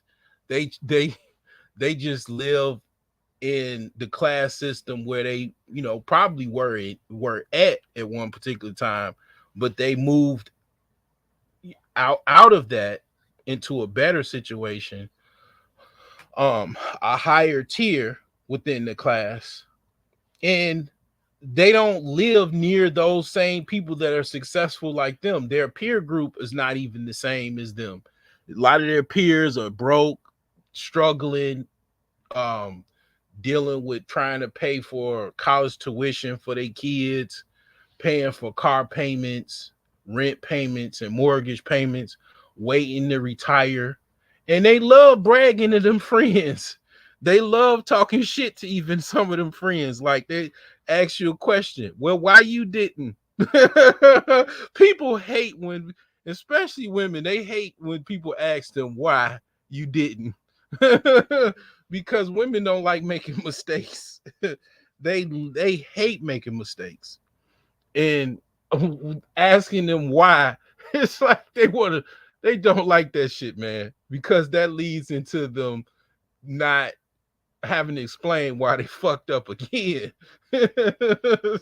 So this thing, right, like that is a thing that they like to brag about to other poor people. You got a lot of people, and I'm not saying you should do anything to these people. It's funny to me because it's like it's your prerogative to do. You don't have to come up and then move out the hood. Matter of fact, I have had live streams where I've lambasted people that do this. Like they'll move out of a situation where it's a lower cost of living, and then they'll go be like poor and struggling in a rich neighborhood. That ain't what I'm saying here. I'm saying I know people personally that they'll move into an upper middle class um like house neighborhood type of setting, and they'll totally fit in and have the same. Their bills will probably only go up probably $1,000 or uh a month, or even less than that. And that's not that much. And they totally can pay for it. But they don't do that because they they don't want to live around the people that most likely will live in those environments, and they are more comfortable being around poor people bragging to other. Like some people absolutely like bragging to other people. They like, most people tend to like stunting on people. Like, I mean, that's the thing. Like, everybody, it's like it's a stunt gene. Everybody has a stunt gene. They want to stunt on somebody else. They want to buy the nice car. They want to buy the night, had a nice clothes, jewelry, whatever. And it's like what I'm saying is just exactly like what she's saying.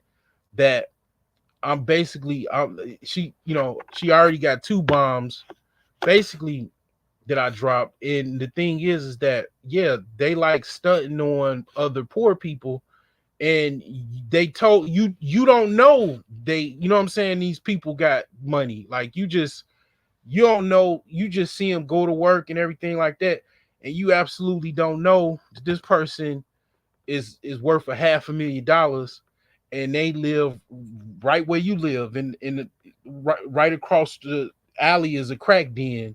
The main boulevard is a whole stroll, and it's like you live there because you live in check to check. You trying to just, you know, make sure all your bills paid, make sure your family good.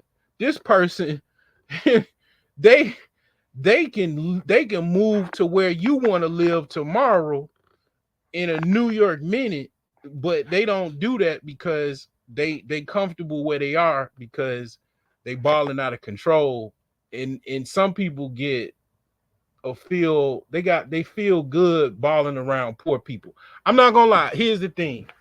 I'm going to admit something.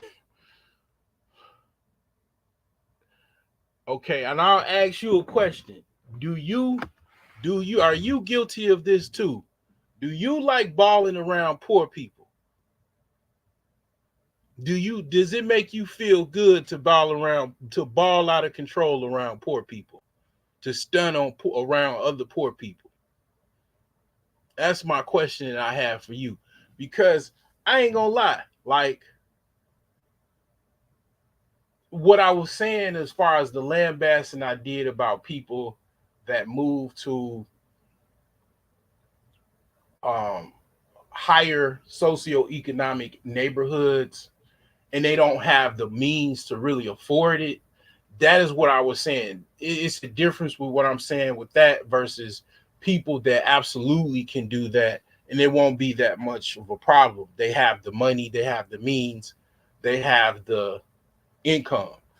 Um, the lambasting was for people that was trying to live in a particular neighborhood, all the while struggling to stay in that neighborhood, because it's a higher socioeconomic neighborhood, when they could save money living in a lower socioeconomic neighborhood.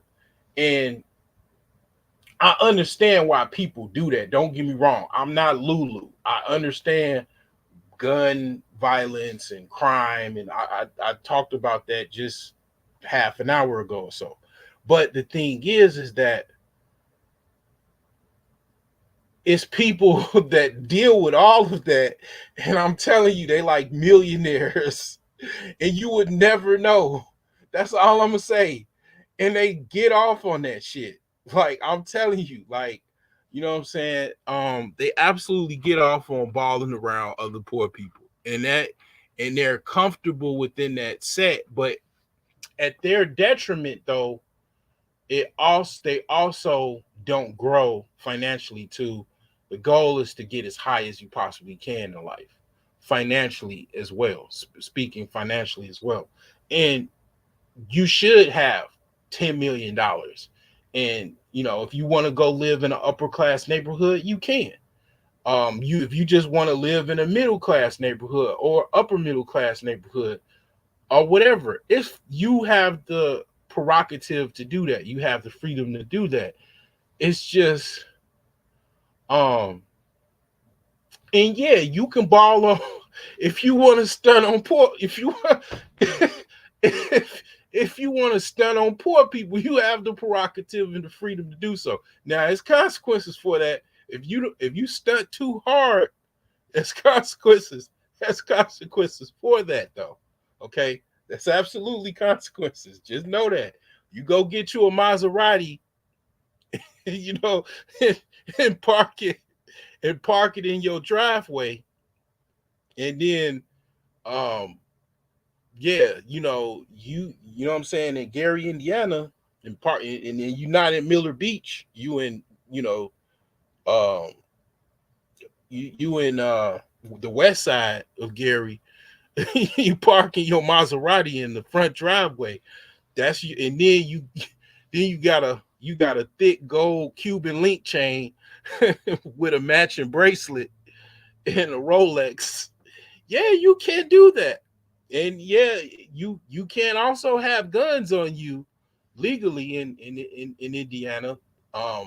But just understand you taking a lot of risks trying to stunt on poor people. Okay.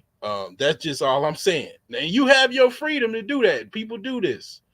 I see it from time to time. I've seen a Lamborghini truck in the gas station in Gary, Indiana, one late evening. Um, you know, uh yeah, I mean, you just understand that it's risks involved in stunting too hard, in the hood, quote unquote, or around poor people. Okay, it's just risky. It's risky business, but it's absolutely a thing. And again, nobody talks about this. Nobody really breaks down the behavioral science of what people do and why they do it. You know what I'm saying? And you got to understand the level of intellectual reach that's involved in that, because people don't really go into depth like that. And I'm gonna finish playing this video, and this is like one of my favorite videos of her catalog, because it explains quite a bit why people just kind of get stuck into their um socioeconomic class. Reasons because they already think they're shit. All right. Okay, really try to follow me on this one. Okay. Let me rewind So this these are the last two, which is a little bit. bracket. And the reasons because they already think they're shit. All right. Okay, really try to follow me on this one. Okay. Wait, So these are I the was last trying to two, go back which further is than this that. one. Let me go. You go back further than that. All right. Rich poor person, and 15 through 19 is your upper middle class, right? Okay. So these two people actually stay in their bracket for the same exact reason. And that is they are basically the popular or the elite of the category community that they belong to, right? And technically these people, if you wanted to use the same social, analogy, you call them lame, the lames of that group. So because these people feel so prestigious, they're not even really contemplating jumping over this line. And it's Exactly. That's what I said. Now here's the thing, right? Now what she talking about is basically what I was saying as far as the trenches. When you get to the point where you getting out of the trenches and you going here, basically what she's saying is why I was laughing so hard. Instead of being here where you basically you fought, you worked long and hard, decades and decades or whatever, to be right here amongst the other freedom fighters. Your crazy ass just staying in the trenches. That's what I'm saying. Okay, that's what I was explaining. That's why I was, it's kind of tripped out to me. He said, "Can you link me the video?" And then okay, yeah. Let me copy that and send that to you. All right, there. Let's see here. Yeah, it's like that's hilarious. Like it's like it's kind of like you in a foxhole. The enemy is bearing down on you, throwing grenades at you in the trenches, and your ass, you got the firepower. You got a whole bunch of RPGs with the missiles to get out to foxhole. Your ass just standing there. You you know, you you just comfy up in the foxhole, just getting shot at, making tea and coffee and shit. that's what you know what I'm saying. Like that's how I look at that. Like the average person trust and believe I'm not in Gary, Indiana because I was doing well in life. Unfortunately, I'm doing better. I'm doing, Gary, man. I mean, Gary is like been excellent for me financially from a financial perspective. One of the reasons I'm doing well is because of where I live. The business deal the business decision I made 4 years ago is why I'm doing successful, why I'm able to live how I really want to live. Um, I've dreamed of living how I'm living now, having the reality that I have now. I literally dreamed this. Like I'm literally living my dreams. So don't get me wrong. Like I'd be comical about it, but at the end of the day, especially if you're not, if you don't have any record, you could literally go into a gun shop, whatever gun you're comfortable with, you can walk out with it on your side in your pocket or whatever. And if someone shoots at you, you just pull it out and shoot back at them.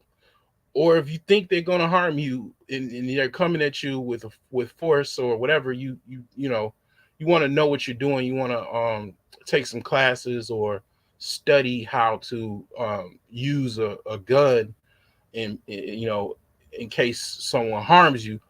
You literally can protect yourself. Like it's certain measures you can take. You have a big guard dog. You can, guns, fences, security cameras.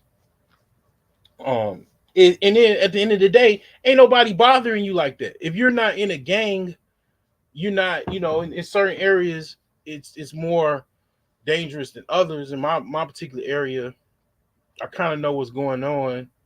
Um, Most times it's quiet. Sometimes it is some gunshots. I have to call the police, but in the inside of my home is very, very secure. Nobody coming in here. If they do, um, it's gonna be a lot of problems. Very much so. So the thing is that like I don't. It's not as bad as even Gary, Indiana is not as bad as you see in the videos. These people that travel through to do these videos, they purposely show you the most horrible parts of Gary. Um, you know, and it's not all bad like that. I'm gonna do a video. I'm all over the place and I still work and I still got responsibilities. I'm fixing my house up. I don't have time to do all these damn videos, man. I gotta write that down and just, if I write it down on my video list, I'll come back to it and do it. But um, the thing is that yeah, that is a thing. Like even in Gary, you have people that worked at the steel mill, retired for like over 20, 30 years. They still live in Gary. They don't live nowhere else. They got enough money and means. Their wife and them have retirement. Their wife works and have a retirement check. They have a retirement check, and you can still work and get a retirement check. They don't they don't live out of Gary. They live right in Gary. They don't go live in Griffith or Valparaiso or St. John or Cherville or anything like that in the other neighboring cities. They just stay right in Gary and they be balling. Their house is paid for. They can go wherever they want to. They can eat soul food every day, whatever you know what I'm saying? They living it up. Um, so it's a lot of people like that. Hell, I made over $100,000 last year, and I still live in Gary, Indiana. Like, I mean, like when my laughter is let's just say I'm guilty of some of those things. But let me continue playing this video here. To the next socioeconomic bracket. And the reason is because they already think they're the shit. All right? Okay, really try to follow me on this one. Okay. So these are the last two, which is this one. But here's the thing, and this goes into Louisville. You don't want to think that that high of you balling with your Mazda Miata or your Dodge Charger or Challenger going down the street in the hood, knowing you're doing very well working your job as a foreman on the construction site. You don't want to be Lulu to think that you're doing that well. Here's the thing: my same confidence that I have in Gary, Indiana, when I go to like Valparaiso or Maryville, doesn't hit the same. That I mean, Valparaiso is like more of an upper class, like middle class. It's like a range of middle class, upper middle class, and upper class. The mortgage payments is like, some of those properties $2,000, uh, some even more than that. They got mansions. It's like multi-million-dollar mansions. You can't, you know what I'm saying? Like, you gonna get humbled real quick. If that's why the thing with me is I don't think like that. That's why I was laughing. I lived with white people in a group home for almost 3 years, like almost, yeah, 3 years. And I know about white people very well. And I don't look at white people like other black people do, especially older black people. Like I don't have the, um, like fear of living around white people. I've done that, before many times. And the thing is, I understand why people don't feel comfortable, while other like black people don't feel comfortable living in an upper middle class neighborhood or upper class neighborhood that just so happens to be white. Now, the thing is again, in Chicago, in the Chicago suburbs, there are upper middle class enclaves of black people that you don't necessarily have to worry about living around white folks. I mean, so um the fact that black people don't live in those areas, I don't know. But but the thing is that, what I'm saying, like, I've um I live with other people, but I mean that is the thing. But yeah, you can, that confidence of you having your car and the little chip stack in your bank account.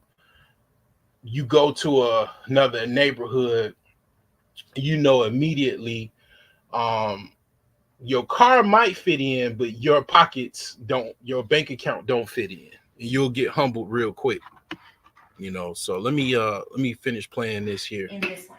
So 10 through 15 is going to be your lower middle class, and 20 through 25 is going to be your lower tier wealthy. Okay. So the reason why both of them stay in that basket is because, like I said in the last example that we did, where we evaluated the rich portions of the categories, they are the lame side of that. Okay. Because we're using that social example. So basically, this group is relying on this group to accept them to some degree, because remember, they belong to the same community. They aren't out of different communities. These people might as well go to the same university, the same high school, the same middle school. And then if you think I'm just talking shit, I'm just not being transparent or whatever. The same person that I'm talking about, the person I know, I sent them this video, by the way. So Whatever, right? They're very familiar with everybody's social status, everybody's status in general. So these people basically know that these are the bottom feeders. So they have to do acrobats to get over to the higher side of the community they already belong to. But they're at the mercy of the elite portion of that community accepting them. Okay. And that is also true when we get to this portion, which is the rich. that's why people do the buck dancing, the ass kissing, because they want that elite status. They want that corner office job as the director, them being a lower tier manager or lead. They want to kiss ass to get to that position. They really, what I'm saying? It's people, don't get me wrong, they're really into trying to move up the corporate ladder. And a lot of times some people use the ass kissing method to move up the corporate ladder. You know, that's just a thing. You know they do that. You know, you yourself might be the one that does that. Okay, why you do that? Maybe you can break that down to me how that works and how effective that is. You don't have to really explain it to me because I know it's effective. I see it working. Like I've seen people use the corporate ass kissing method to their advantage. Okay. Where people fuck up is though, it's kind of like being a coon. A lot of times people that are coons, they make a lot of money being a coon because they get white acceptance and all of that. Well, it's the same thing with the corporate ass kisser. Well, it's kind of like, wow, if you're going to be a coon, you better not be a broke coon, right? Because who wants to be a broke anything? You don't want to be a broke coon. So being a broke corporate ass kisser, that's the same thing. Like I'm like, okay, well, um, if you're going to kiss ass like that, at least why don't you try to, make the most out of the money that you make. So while basically,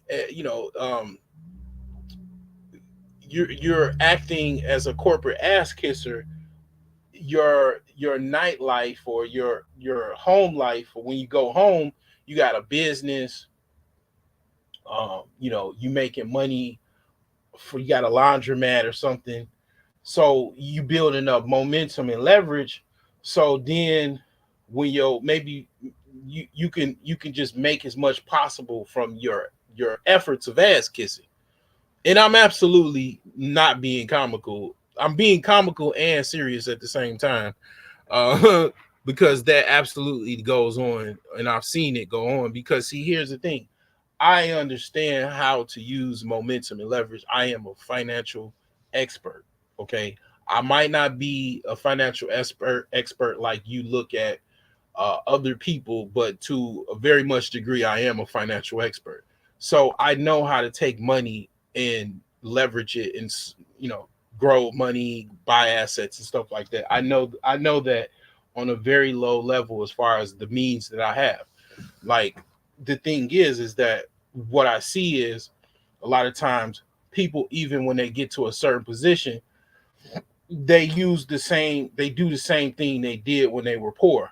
They party too much, they spend too much money on luxury goods, luxury clothes or high-end fashion, and they don't take that money and invest it to make more money. The goal ultimately, it's like one of my classmates, high school classmates, he said you want to use your money to recruit other money.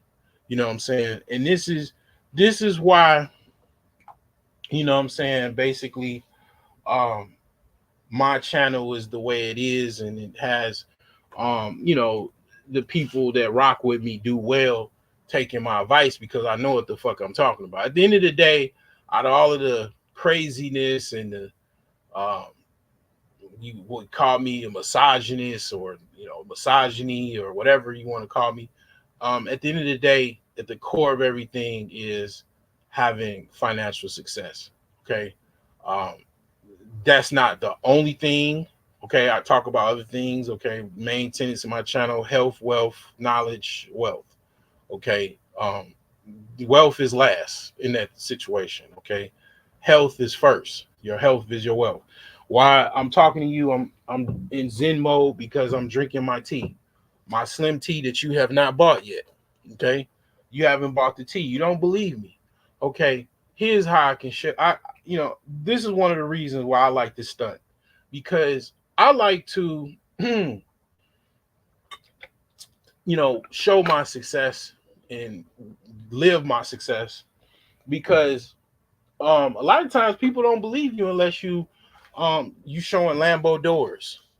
Like, and if you're not showing Lambo doors, a lot of times people just don't They don't believe you are real. And I know people are, very limited in thought of, thinking like that, but that's just how people are. So um my success, as far as my continued success, is a testament of me showing you that, okay, I use my own advice and I do well. So um typically that's what happens. Like, see, people see the Lamborghini doors and the Ferrari doors, and then they like, okay, this person knows what they talking about. Then the haters start coming out and all of that type of stuff. Well, I saw some of that when I traveled. When I traveled, I was a millionaire in another country. And then I was around beautiful women, some of the most beautiful women I've ever seen in a long time. And you know what I'm saying? Like, that was how, like, for the weekend, I was a multimillionaire in another country, and I absolutely fit in well. Uh, other than walking around and sounding like a retard because I didn't speak Spanish. That part, you know what I'm saying? But anyway, the thing is that what she's saying is just high level reach, as far as intellectual reach. I'm gonna play this, finish playing this here. Person that technically isn't wealthy yet. Okay? So it's interesting to see how. So let me rewind this again, because I did finances, talk a little bit over this. So let me rewind it some more and play it back. To some degree, because remember, they belong to the same community. They aren't out of different communities. These people might as well go to the same university, the same high school, the same middle school, whatever, right? They're very familiar with everybody's social status, everybody's status in general. So these people basically know that these are the bottom feeders. So they have to do acrobats to get over to the higher side of the community they already belong to. But they're at the mercy of the elite portion of that community accepting them. Okay. And that is also true when we get to this portion, which is the rich person that technically isn't wealthy yet. Okay. So it's interesting to see how, even though we're talking about finances, income, economy, whatever, it's still very interesting to see how it still forms a social caste system, and that is why it is called socioeconomic class. Right.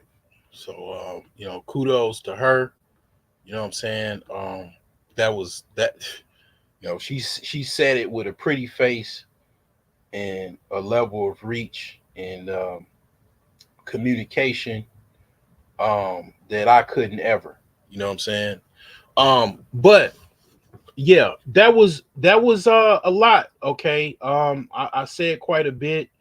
I will also just close on this, is that basically, when it comes to even relationships with women, when you have leverage, let's go back to this chart here.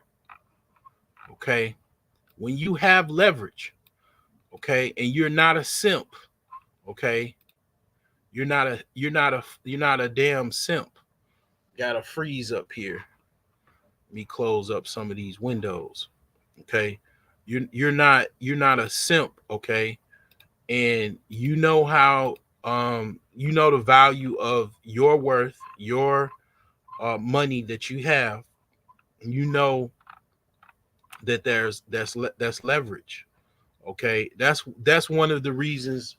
Also, me and are that's what the ladies are talking about, right?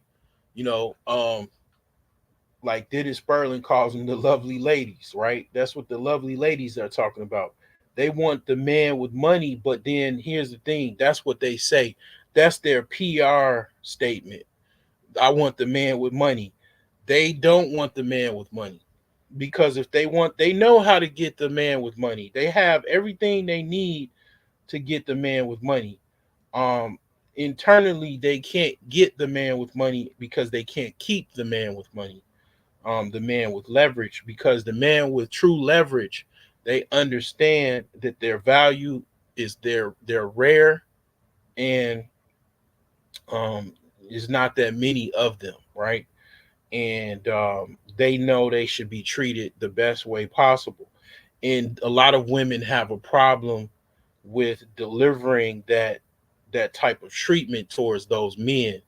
So they run, a lot of them run away from men that are upper tier earners, because they know off top that they have to come with a certain level of conversation and respect and decorum when they talk to men of means versus men with no means.